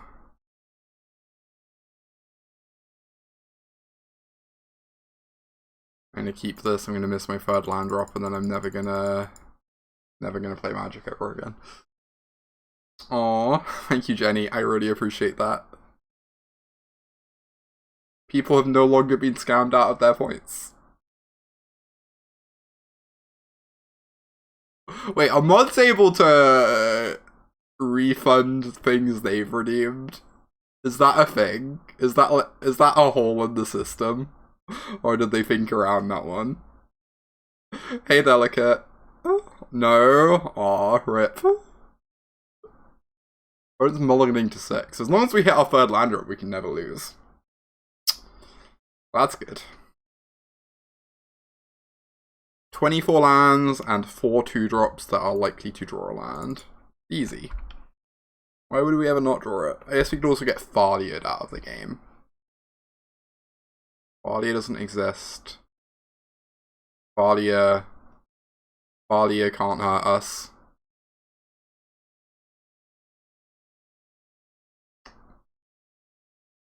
Oh boy. Mirror match time. Better draw this land.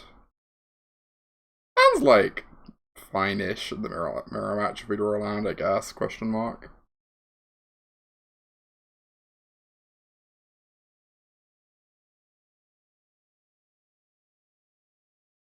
A double announcement on the play.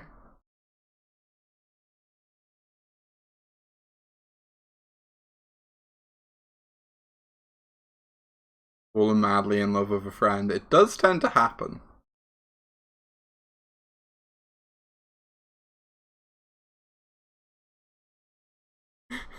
The realities of being queer, poly, etc. If I draw a farmhand, I'd be pretty happy if I drew a farmhand. You can totally refund your old submissions. Wow. Just infinite bears.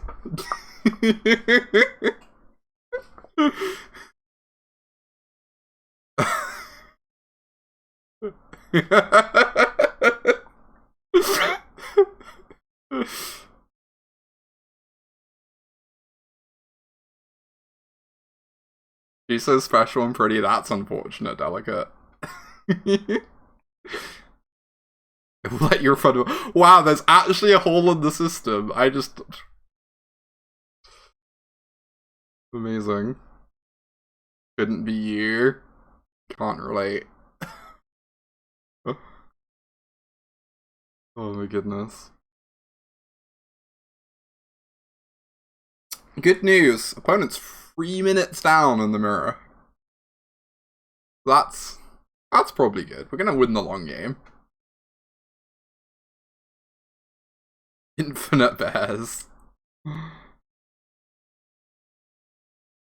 Oh my goodness, y'all.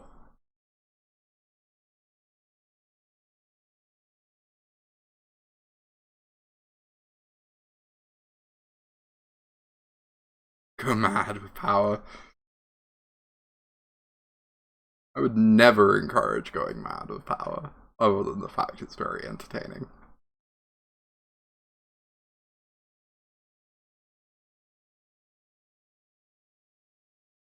Oh my god, I just want to play Magic. I'm going crazy here. Let me play Magic, please.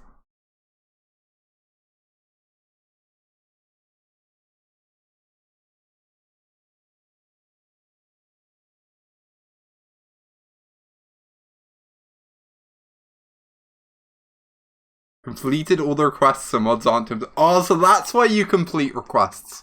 I understand now. You complete requests to stop mod power abuse. We figured it out. Phil was doing a service by completing the queue all along.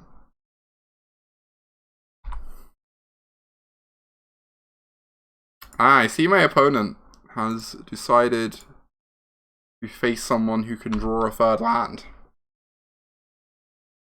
Good stuff. The system, it's working. Turns out when you use the system properly, it actually works. I just never complete requests.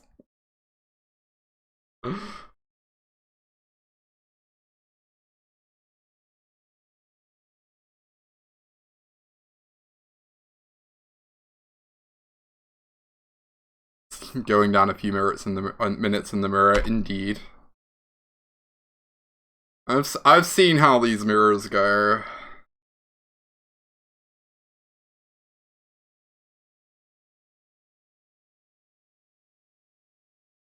They're looking for lands.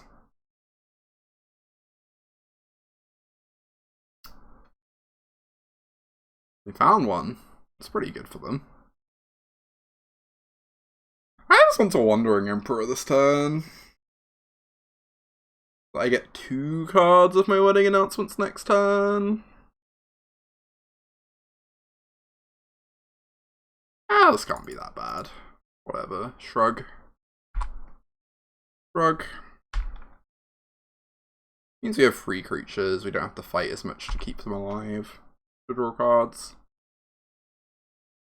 You want to push the button? Pushing the button on my request queue is great too, when I have the throwing system set up. Because you just throw everything in the queue all at once, because it resends the request for some strange reason. It's amazing. Well, we're only gonna get the 1 card. But also opponents dying to my tokens. That's pretty nice. And ideally we're about to go Wandering Emperor into Eternal Wanderer.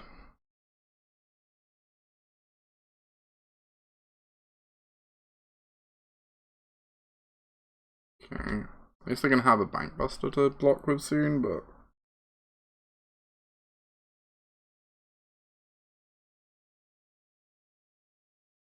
yeah, hitting the land drops has certainly helped. For sure, Delicate. That was my big fear when I kept this hand.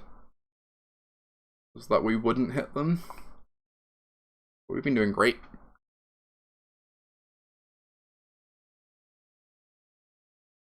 A+.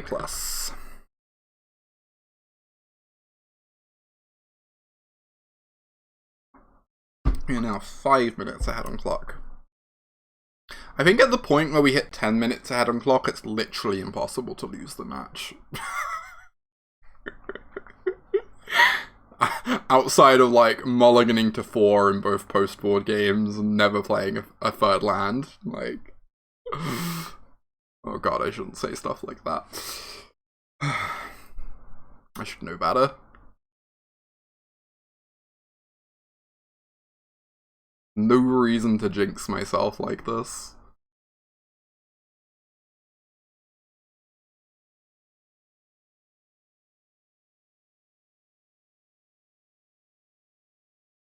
Simply don't mulligan. Ooh, powerful.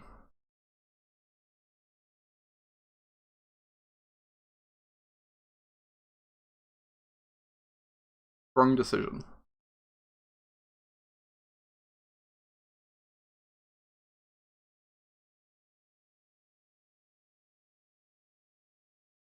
This is the 2nd mirror of the league. SMH.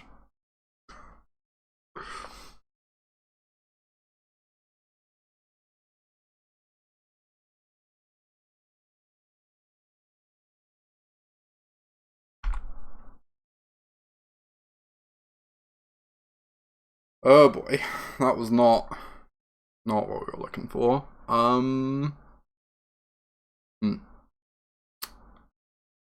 So. Yes, the swing team make another token. I'm really worried about them going Eternal Wanderer minus. Whatever.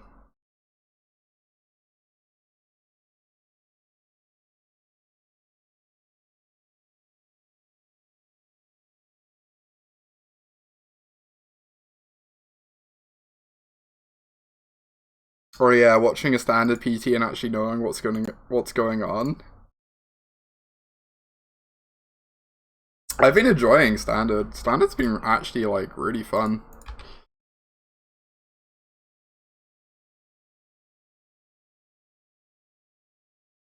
It's definitely gotten a little bit worse as people have figured out what the good decks are. A bit more, like the format has homogenized a little bit. I'm still enjoying it a lot. It's like very good games. Yoink. I guess I minus and hope they don't have a 2 removal spells.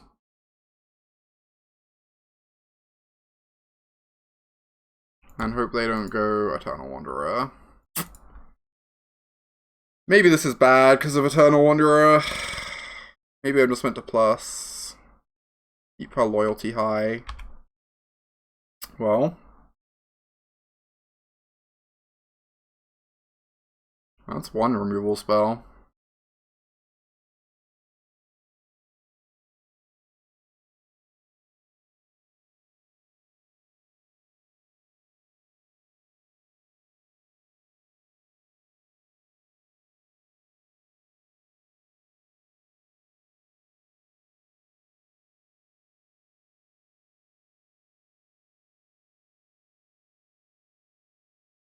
Sure. That's fine. That just means Paragon's now a good draw, because we have a land in the yard for her.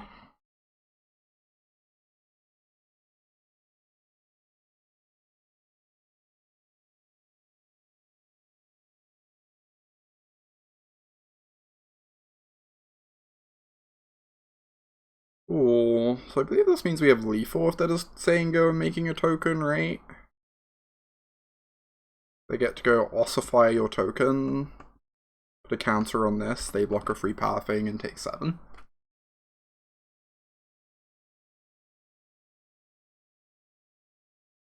Oh, it's getting a nice bonus.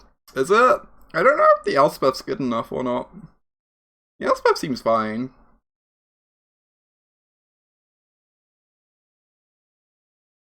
Maybe it's good. It's definitely worth trying. Like, any 4-mana Planeswalker that pluses to make a token is worth trying. I'm still not sure if it's going to be good enough or not.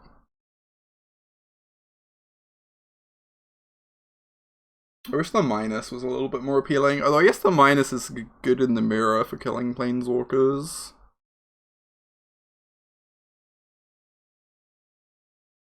You haven't seen her yet?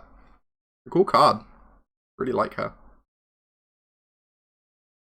Don't know if she's good enough for this deck though. Like,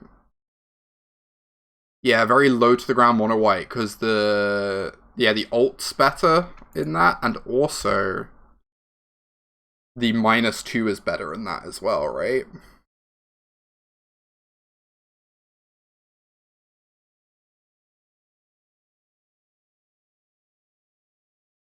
Because you just get to use it to push damage then, in a deck that cares a lot more about pushing damage.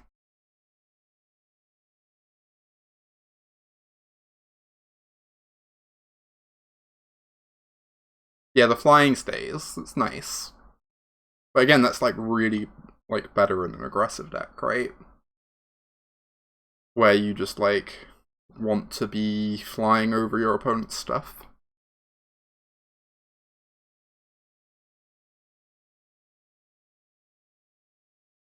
Bunk. The bad news is we won this game really quickly. Which means we could have eaten more time from our opponent's clock and we just didn't. This is like the fastest mono white game ever.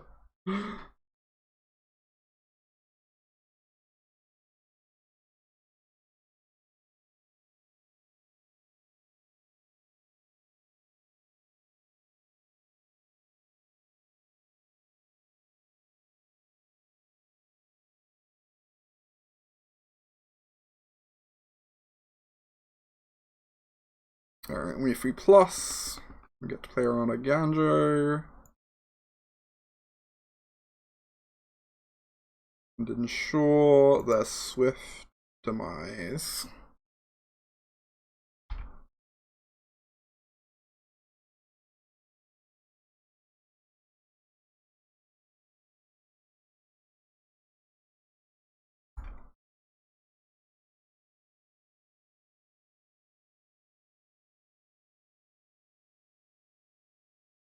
Yeah, it's weird that it's not a flying counter, I agree. That's very surprising. It's like a little bit tricksy. Keep on top of.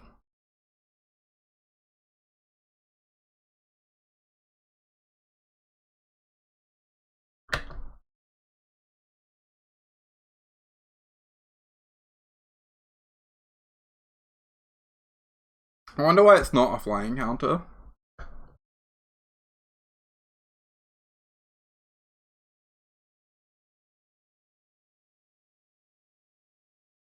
I kind of just assumed, like, flying counters were deciduous, or, like, lightly deciduous.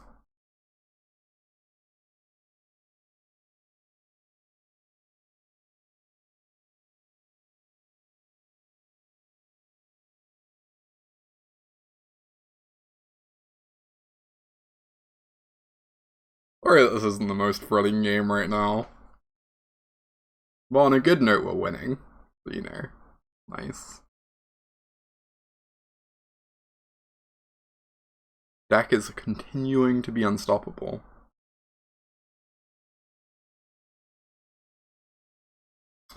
Proliferate is in standard, but that's not too relevant. With flying counters.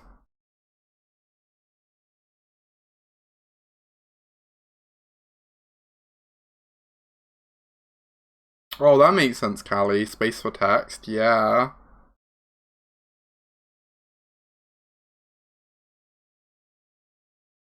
Oh no. Oh no, they live.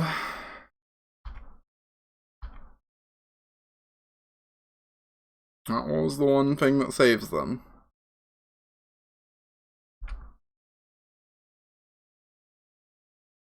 They get a 2 though. We're like threatening super lethal again. Or also always just threatening to draw a land drop for Eternal Wanderer.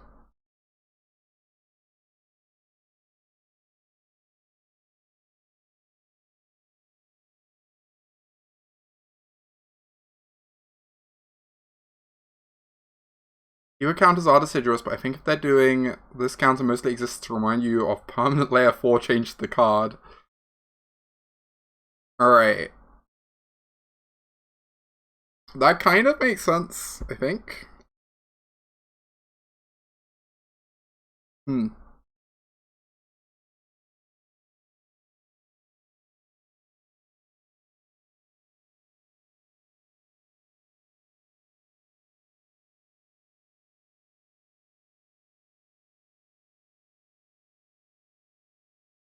Yeah, no, that makes sense, but I guess it gets a bit complicated then. They don't want people thinking the flying counter is also turning into an angel.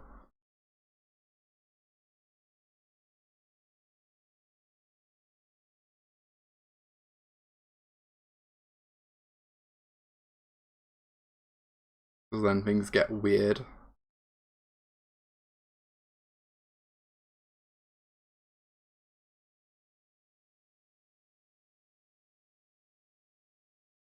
I don't understand why I'm incapable of losing games with this mono white deck and incapable of winning games with anything else.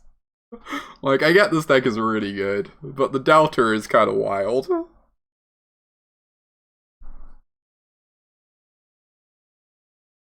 Gains keyword and is a creature type as a format they've used for years. It is.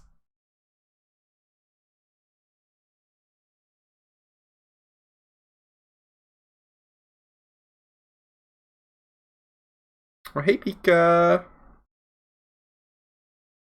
Good to see ya.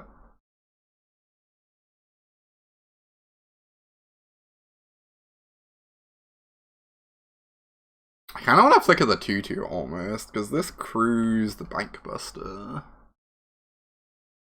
Whatever.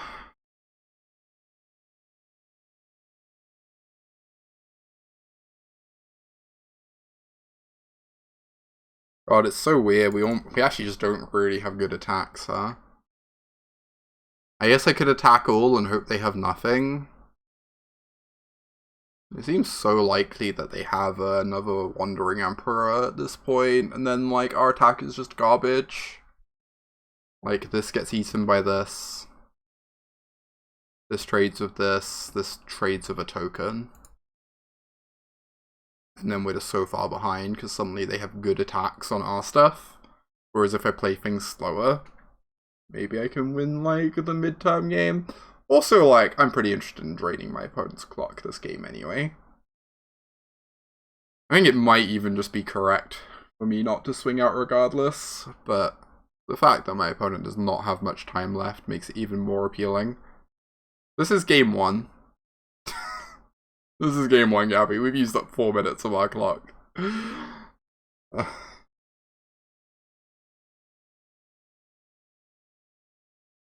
Oh no, indeed. Indeed. That's fine.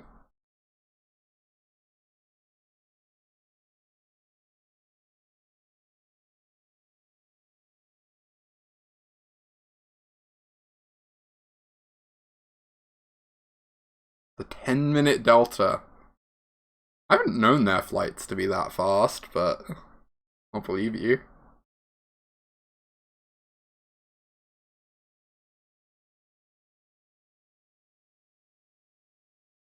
Shout out to my A+ branding, advertisement, whatever. I faced an opponent earlier in the league who was like, how do you approach this matchup? I'm really not sure. And I was like, well, I have a 7k deck guide, sideboard guide, etc. over on my Patreon that you can read with all this matchup information, but also here's a couple quick tips. Oh, they didn't crew? That's so interesting. Maybe I do swing all now. That's what the yeah, that's what the typing was earlier.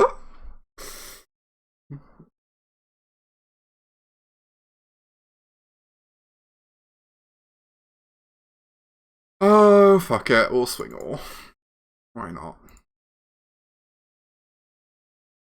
I make another samurai post-combat.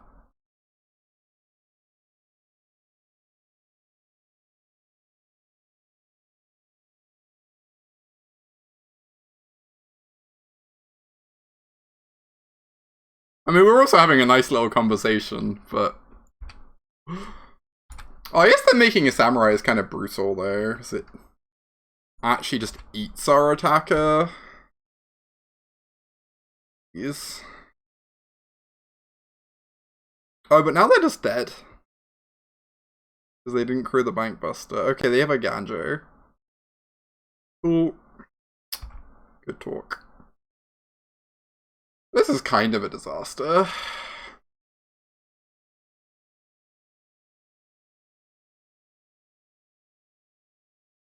Autumn Lily on Patreon, yeah. Indeed.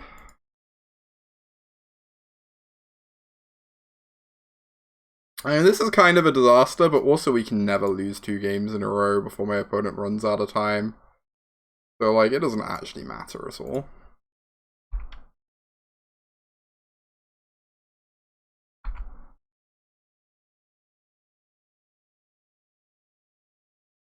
We crew the Bank Buster. Ooh, they have a March. Interesting. That's actually pretty good here. Now they get to kill my Eternal Wanderer. Yeah. I think in a tournament I would not have made that attack. I'm just like kind of bored waiting around for my opponent and wanted to get it over with. Hey Turn, good to see ya.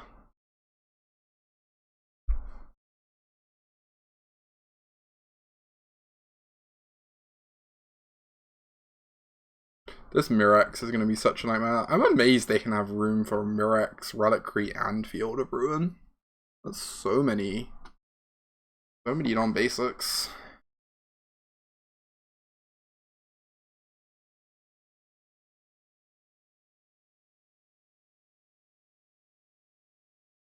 Yep. Also amazed they drew cards rather than making a threat. Interesting. Good draw. They go...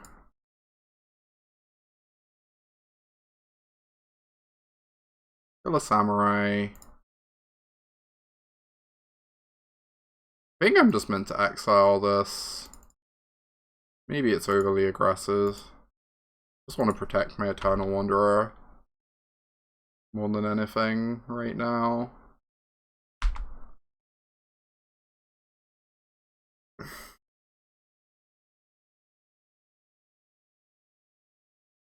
Oh yeah, they can't kill my Eternal Wanderer, yeah, because they can only attack with one creature. It took me a moment.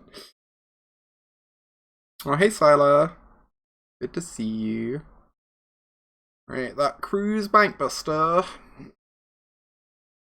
So that forces our human to jump, probably.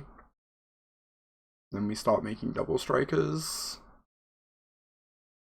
Yep. Wrong. Wrong plays.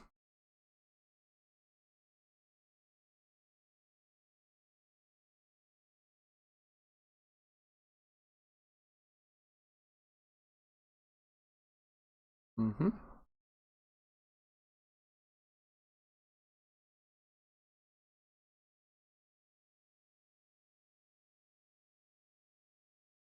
Eternal Wanderer down.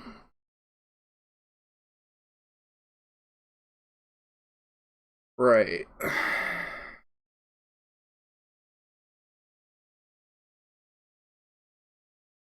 I play this, make a double striker. This kills in one hit, which is not ideal.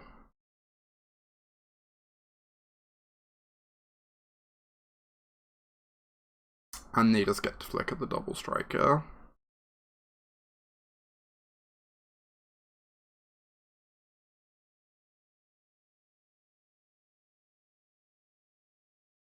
Let's just deal with this Eternal Wanderer and hope they don't draw a Loran.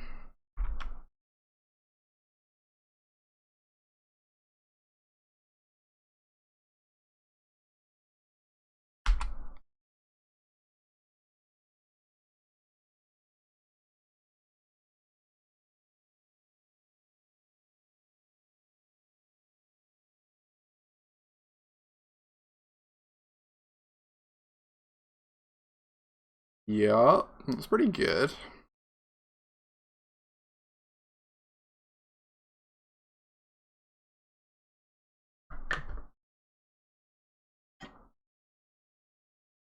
Mm-hmm. Very dead this game.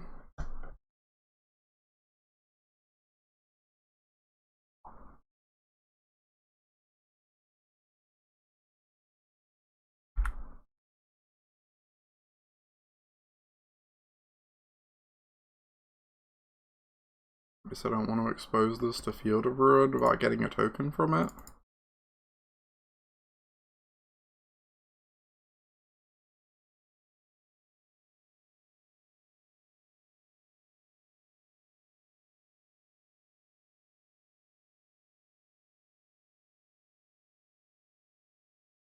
I just want to do the thing that eats up the most possible clock from them, I think. I believe is this?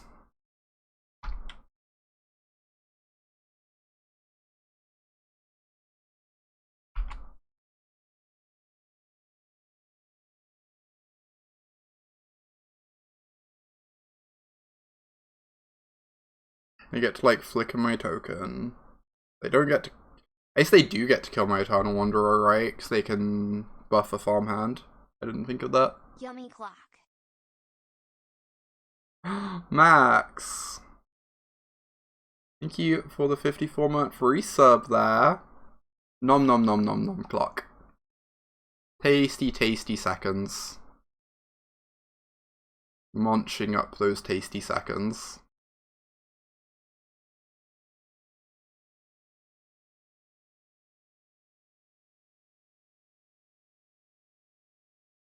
Alright, it should probably minus now. Leave them with a farmhand.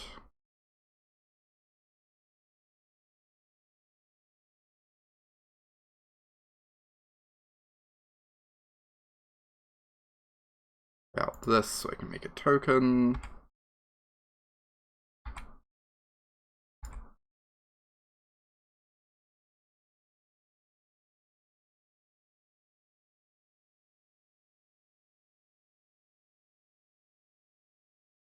Mm-hmm.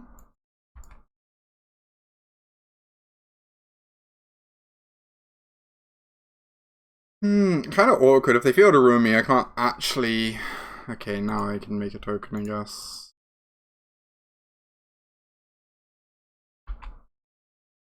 So they have lethal, right? They just crew Bankbuster and kill me. But then they have 3 minutes to win a game. Doesn't seem terribly likely.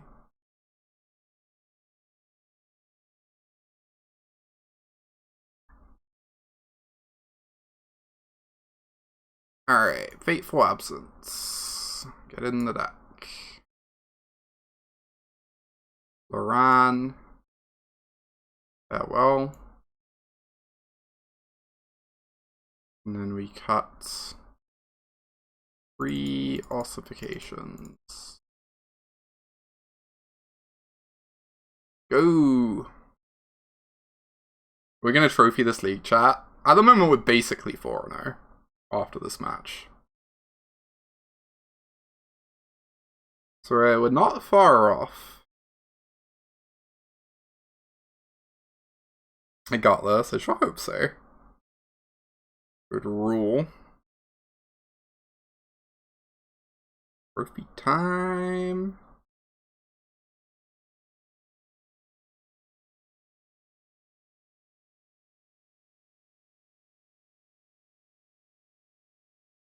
I'm catching up on the previews channel. I'm amused we've already had the discussion in the previews channel that we just had here about counters.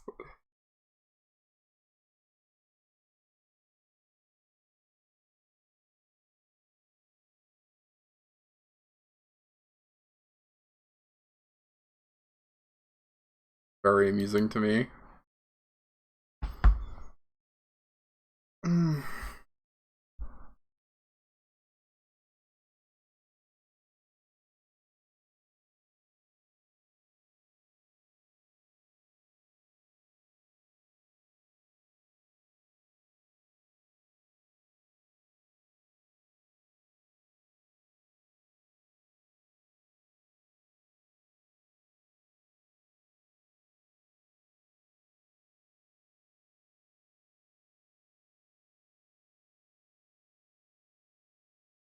I'm liking this whole not playing against Grixis for a whole league thing. Like, I get that Grixis is basically the buy, but also, I'm really fed up of facing it 3 times a league. Every single league. I think yesterday we had a league that was literally 5 Black-Red X decks in a row. And it was like, yup. Cool thing.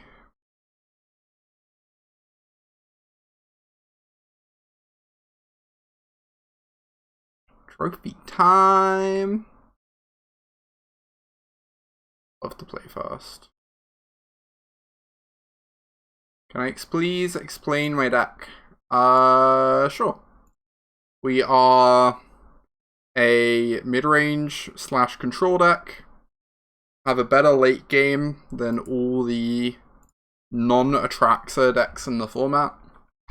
Against all those non-Atraxa decks, you just take the control roll. You have really efficient removal to help you do that. So you're just well set up to play that long game. And get to that long game. And then against the Atraxa decks, you cry. That's just a lie. You can beat Atraxa decks fine sometimes, but yeah, you just are a very consistent control deck because you're monocolor. You just always hit your land drops because you have all these cantrips and all these Bankbusters. You get to feel very happy about how good your deck is compared to everyone else in the format.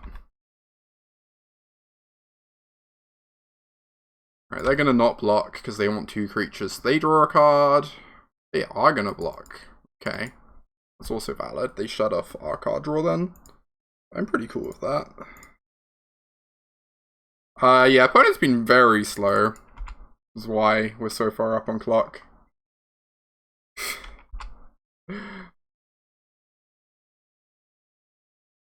Alright, this whole missing land drops thing, really stinky right now. Gotta say. Don't love that.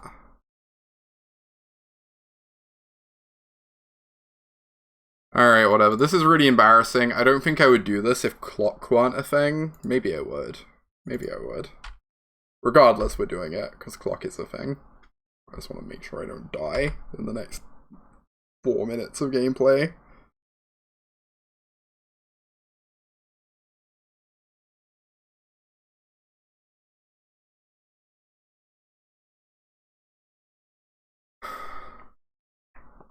Not playing a toxic deck, so I have your respect. Excellent. The toxic deck's pretty fun though. I like the toxic deck.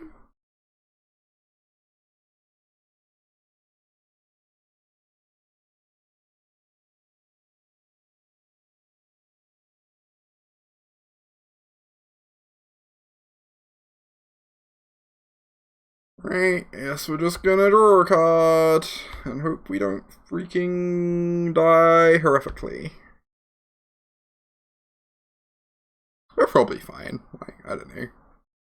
What are they really gonna do, right? I guess that. Guess that. Ooh. Yeah, Toxic's really bad against mono white. It's true. That matchup is lopsided.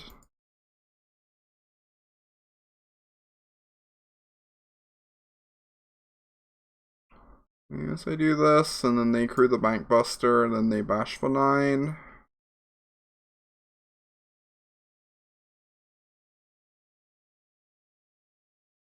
Am I trading with it?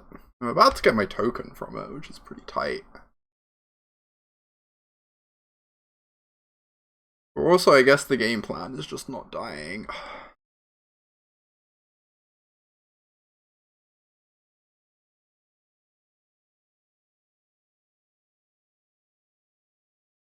I guess the game plan is just not dying.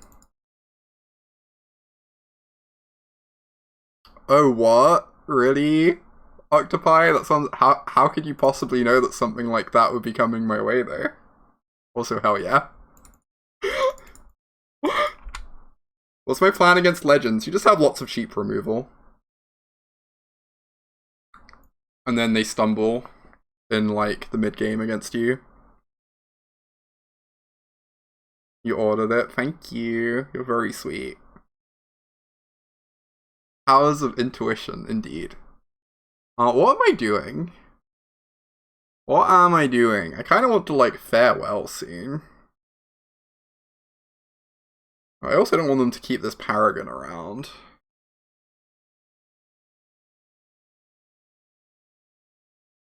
Could just, like, Wanderer minus the Paragon.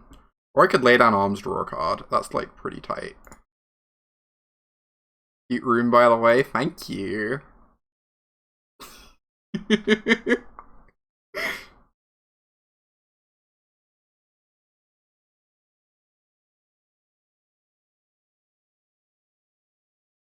You know, whoever decorated it did a really good job.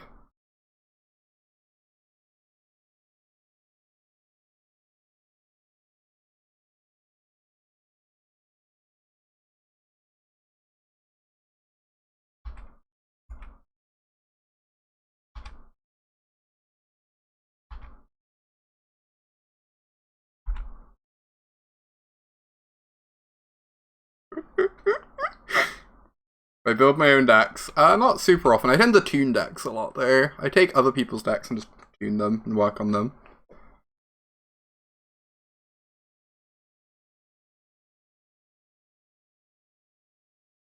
I find that more rewarding personally. Wild. The classic 6-mana exile a Bankbuster, sure. Okay with me. I really want to find this land drop for my farewell. Or I could just not do that.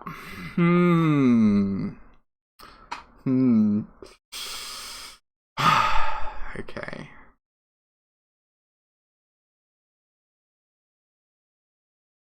Yeah, you should treat yourself, Callie.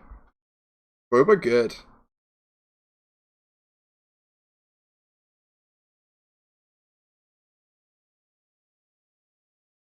What's the...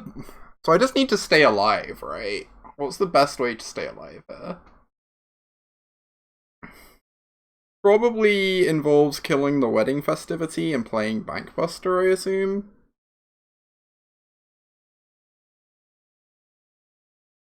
Alright. Dunk. God, I'm gonna be really upset if I actually lose this when they only have a minute left.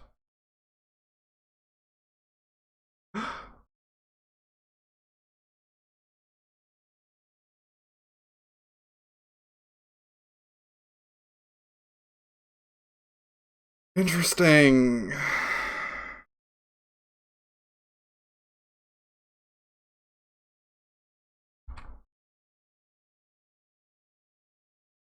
Yeah, Lauren does seem like the thing that most helps me live. I already hope they don't have Wandering Emperor here, I guess.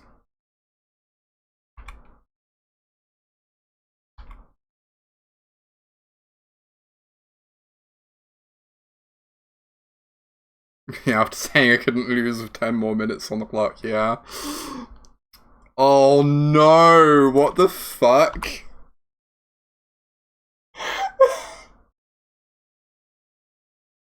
Oh, we're actually gonna lose this. I'm so upset. My opponent's played so slow this game that I'm actually gonna lose. Oh, so I have to Wandering Emperor minus on the token, right? Cool. That's the plan.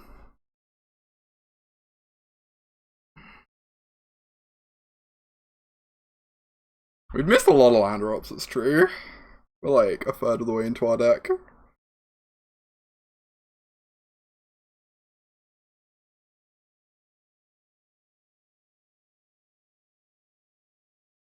As many bank busters as planes. Yup. Sure is. Sure is.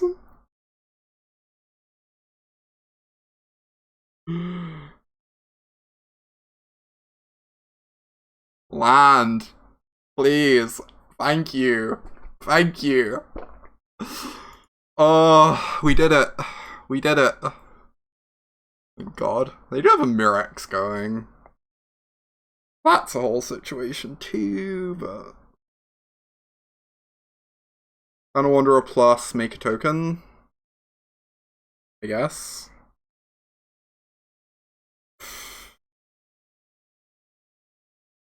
Our token's so bad against this, is the problem.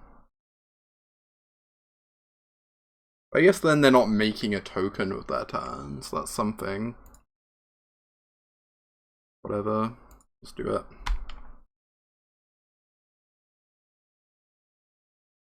They didn't make a Mirex. Yeah, they're having to play real fast at the moment because they're so far down on time. It's definitely helping us. They've missed like a couple little things. Okay.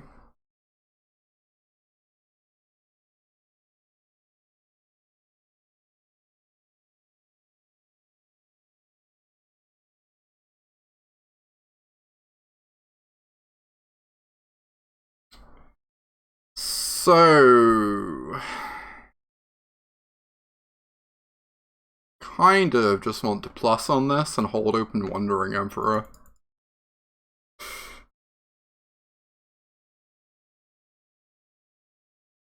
Plussing on Loran is wild, but I don't know. Just have to survive. Right? Wandering Emperor can -2 on the Phyrexian Might to gain us some life. It's kind of wild. I think if this game was played to its conclusion, we would probably win it.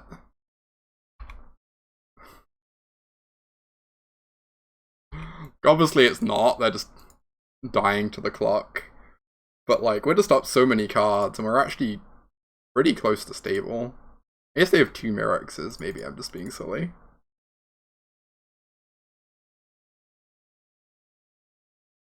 Let's gain some life.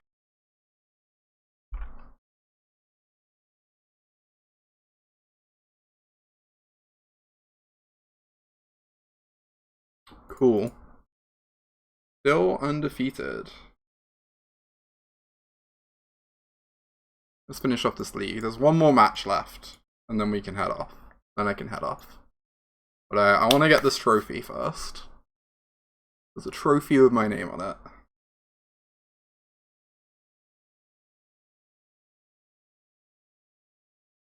Imagine being defeated. That would be silly. That just sounds like a mistake to me. Oh, to Darksphere? I will not be there, sadly. I haven't played an RCQ before. God, that might end up starting to happen at some point soon.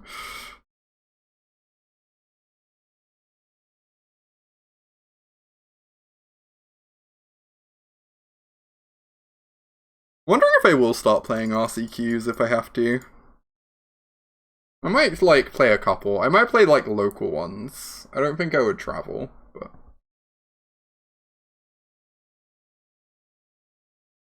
Local ones are almost just fun as an excuse to get out of the house. And go interact with people. So... Too good for RCQs. Too lucky at present. We'll see if that holds.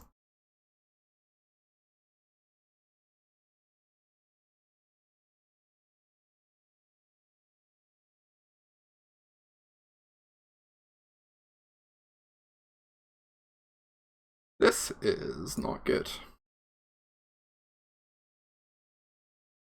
Oh. Hopefully I don't regret putting a Lauren on the bottom. I know, Lauren's either like the best card in the hand or the worst. It's just how it be.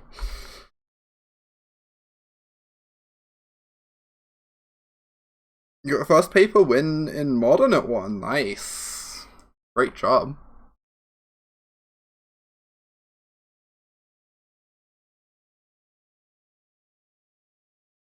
I need to figure out what Modern deck I want to start maining. I'm slightly out of touch with the format. The last time I really played it was like a year ago when I was on Elementals. But that was back when Yorium was legal. My beloved. I will miss that Sky Noodle. Blue Black Mill. It was pretty tight. Also out of touch, it's Thursday.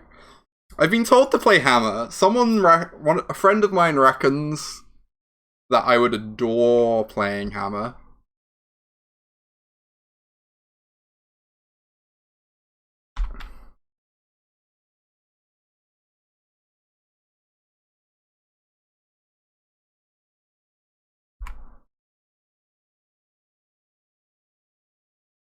Hammer's great. Yeah, it seems like very much my style too.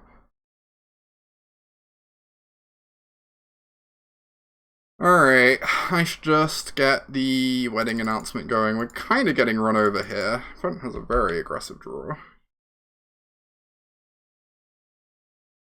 Oh, they on black-red aggro? I've not actually played against the black-red aggro deck yet. Is that what they're doing? Yeah, they are. Holy shit, this thing's scary. For 15 minutes rounds. Uh-huh. Well, so this is... Alright, so chump blocking is no longer a thing. Cool. I feel like this matchup's probably generally okay for us, but... I don't know, this game's a rough one, for sure. Considering Monster Hunter and FromSoft. I don't know if I ever played a... That's a very good draw. I don't know if I've ever played Hammer in a FromSoft game, but it is my favorite weapon in Monster Hunter, yes. Get to bonk things over the head with it. It's great. The dream. Oh, this flipped. Sucks. Oh my god. That deck owns. That deck is so cool.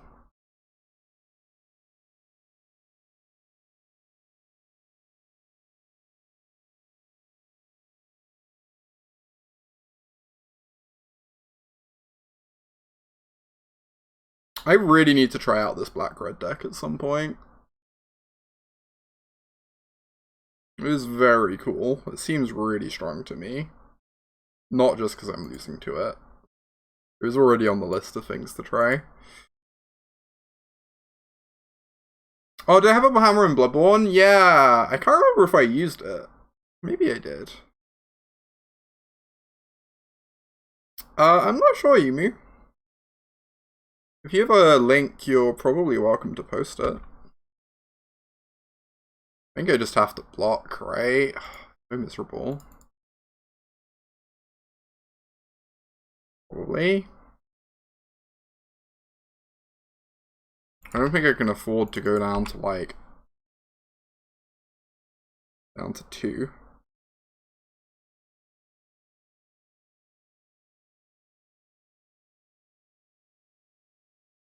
Alright, as much as I would like to keep Wandering Emperor around, I need a battlefield.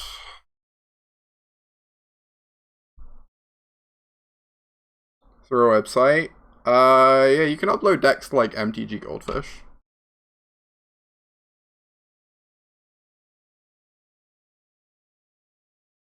But also, I'm probably not looking at decks on this stream. Right this second. I'm probably heading off after this match. Alright, I'm just trading here. I just want to not die. Oh, they do play Fable. I was wondering.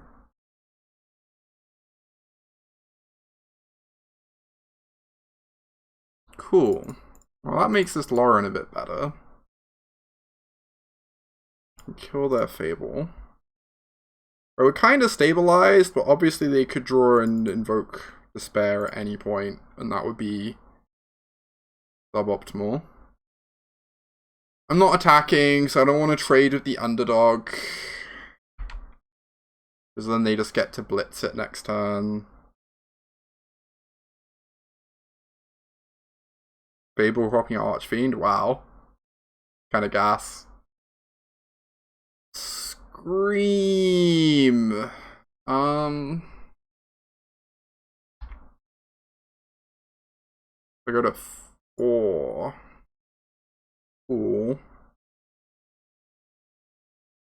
Invoke Despair doesn't exist and can't hurt us. It sure can't. Oh. Alright, land. Grumble, grumble, grumble. This is not far as non-lands go. Like, I would like to exile this underdog before it starts drawing cards every turn. That's the thing, so... And it gets an enchantment in play in case they draw another Invoke Despair.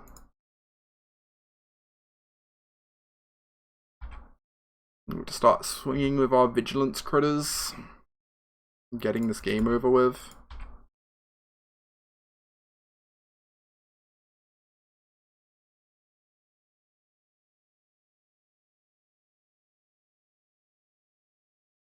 I'll just say go have our Bank Buster open on defense rather than digging for a land drop right now.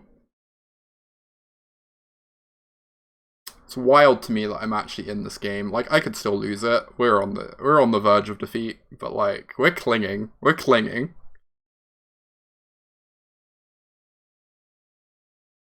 Sure are.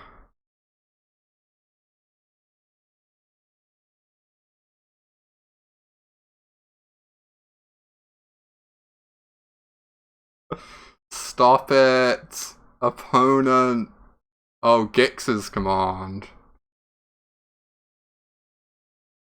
Pretty fucking good too. Okay.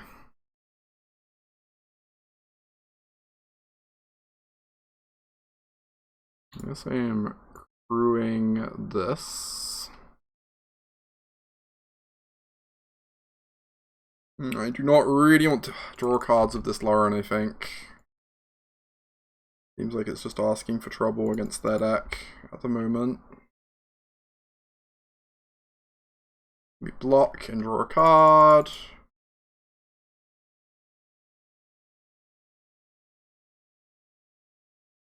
Yeah, they are attacking. They should 100% attack here. They just want to get my Bank Buster off the table. make Eternal Wanderer flickers a little less scary.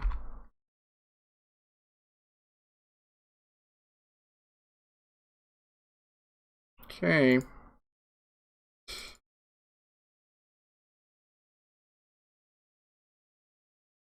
We're like barely alive.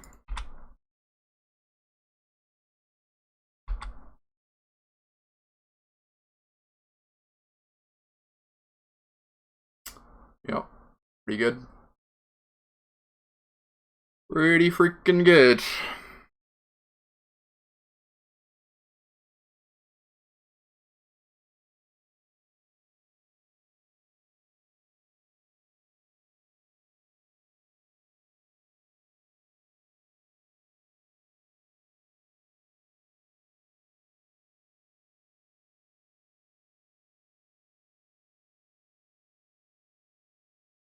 I would like to flicker your friend.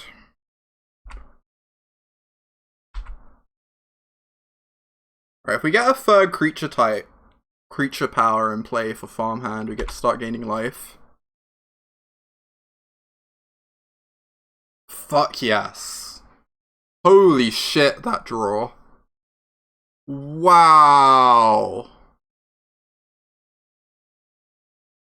Oh my god.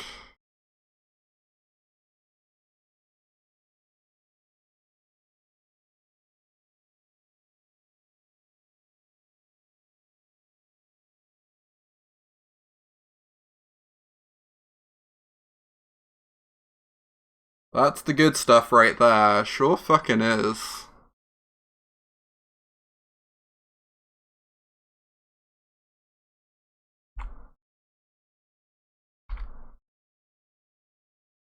How the hell are we winning this game? I mean, it's not over till it's over, but like, holy shit.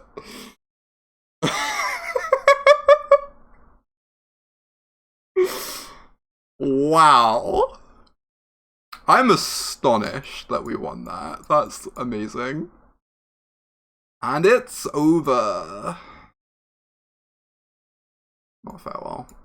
We won Owl, I think. I've never played this matchup before. First time for everything.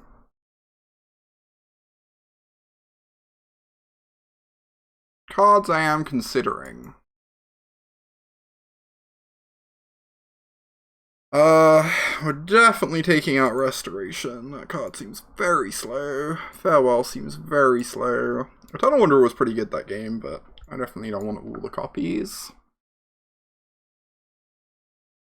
I think Owl seems incredible. Circle of Confinement seems incredible.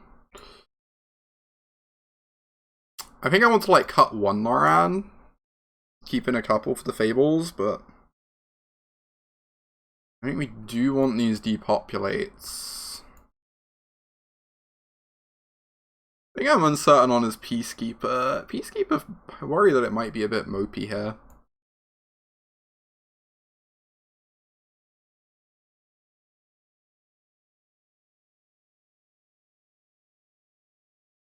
But I think Eternal Wanderer is probably just going to be too expensive. I think we might just need this because the 6/6 is freaking unbeatable.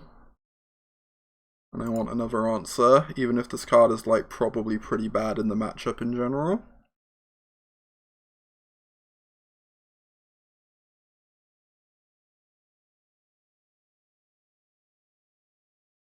Let's try this.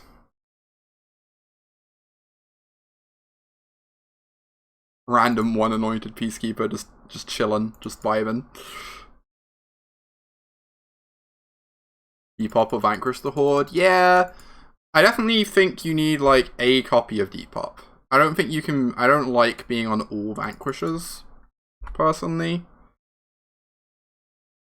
But whether you play a split or all Depops, I'm not super certain on. I don't know. I quite like. I quite like Depop, personally. But it's tricky. I really hope they just play a free drop next turn, don't activate this Bankbuster. Yeah, now we get to blow this up. Amazing. Well, at least they had to hit me. Wow, Bankbuster's great in that deck. Holy shit.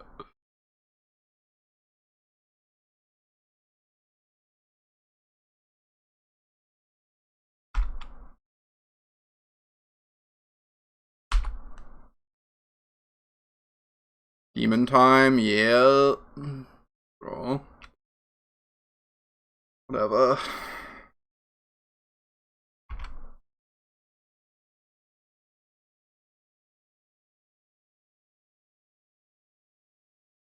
The thing I'm uncertain on is if I'm just exiling the Stress Buster.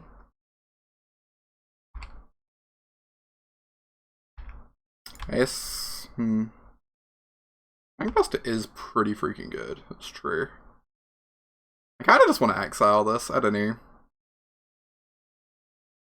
I feel like it buys me a lot of time. The 2-for-1's not too painful here.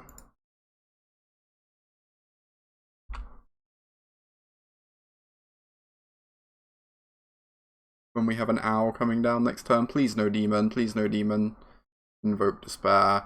If they're going to be drawing 2 cards, I think I'm pretty happy just making us both draw cards. Make sure I don't run out of resources here, and I'm like almost out of gas. Like they're going to have plenty of stuff to do anyway. But I just want to make sure I don't run out.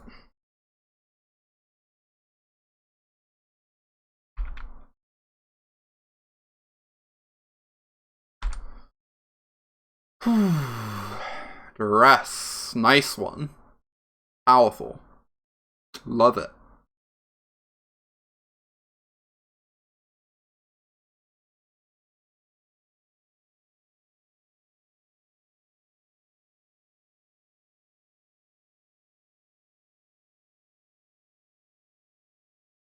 Oh, that's pretty freaking good. I think we just want to do these this time though.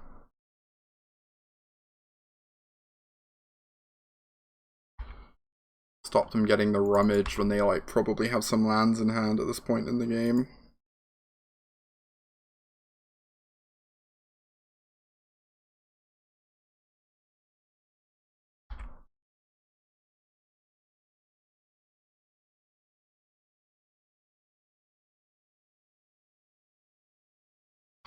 Alright, so you go. Threatening to flip this next turn too. Alright, for all our Laurens, since Bankbuster gets the stick. They're also dying to my dragon. Pretty fast.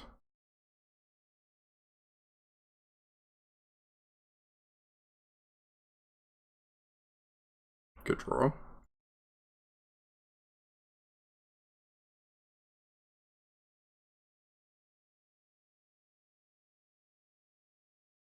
How hard can I telegraph? Wandering Emperor. This attacking with Lauren might be really bad. Just like putting Wandering Emperor face up on the table for my opponent. Whatever.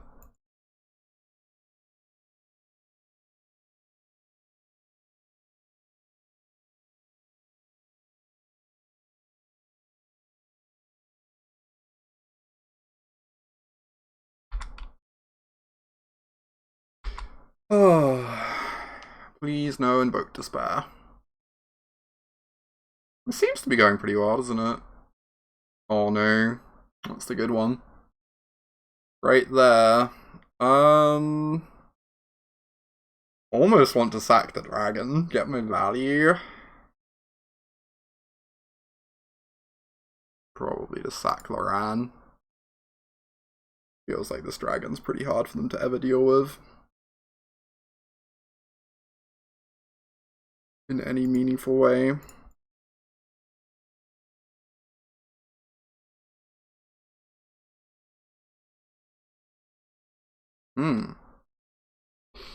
Cool. I can save that for the demon.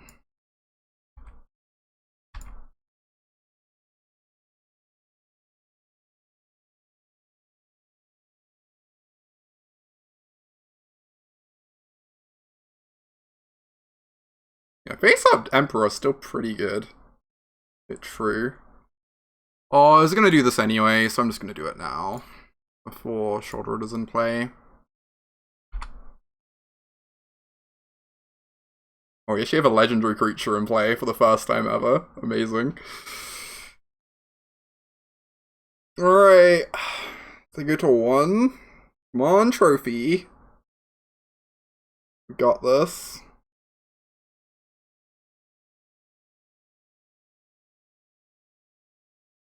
That does not deal with my flyer. That's great. We're going to be giving them some life because I'm going to be answering the Shouldered.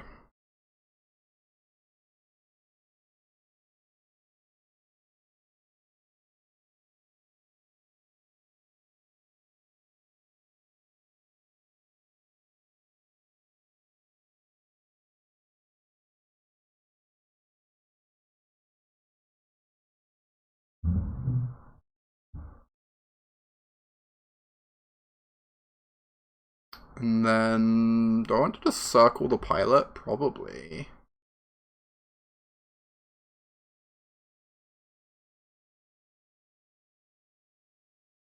Make sure they can't double block the Cathar here.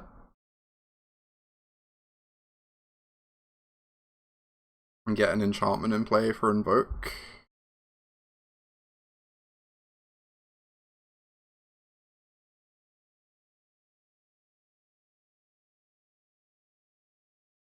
Cool, I'm just going to play this out. Because then I can crack the Reliquary this turn.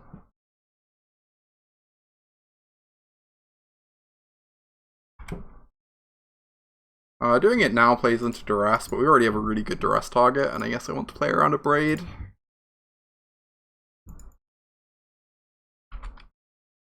Nice.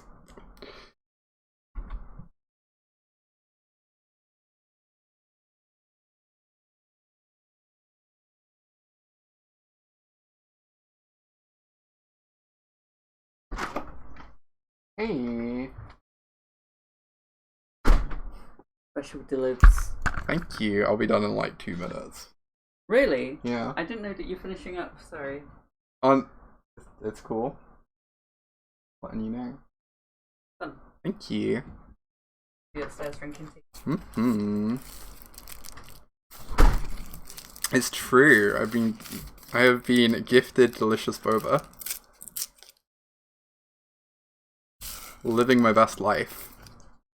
Did my owl brick, or did it get? Oh, it got soul transferred. Incredible. Amazing.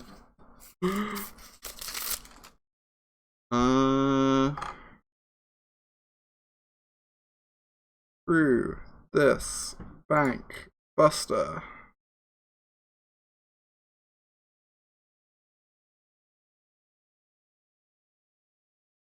Hell yeah. Amazing. We did it, y'all. Got the trophy. Truly unstoppable.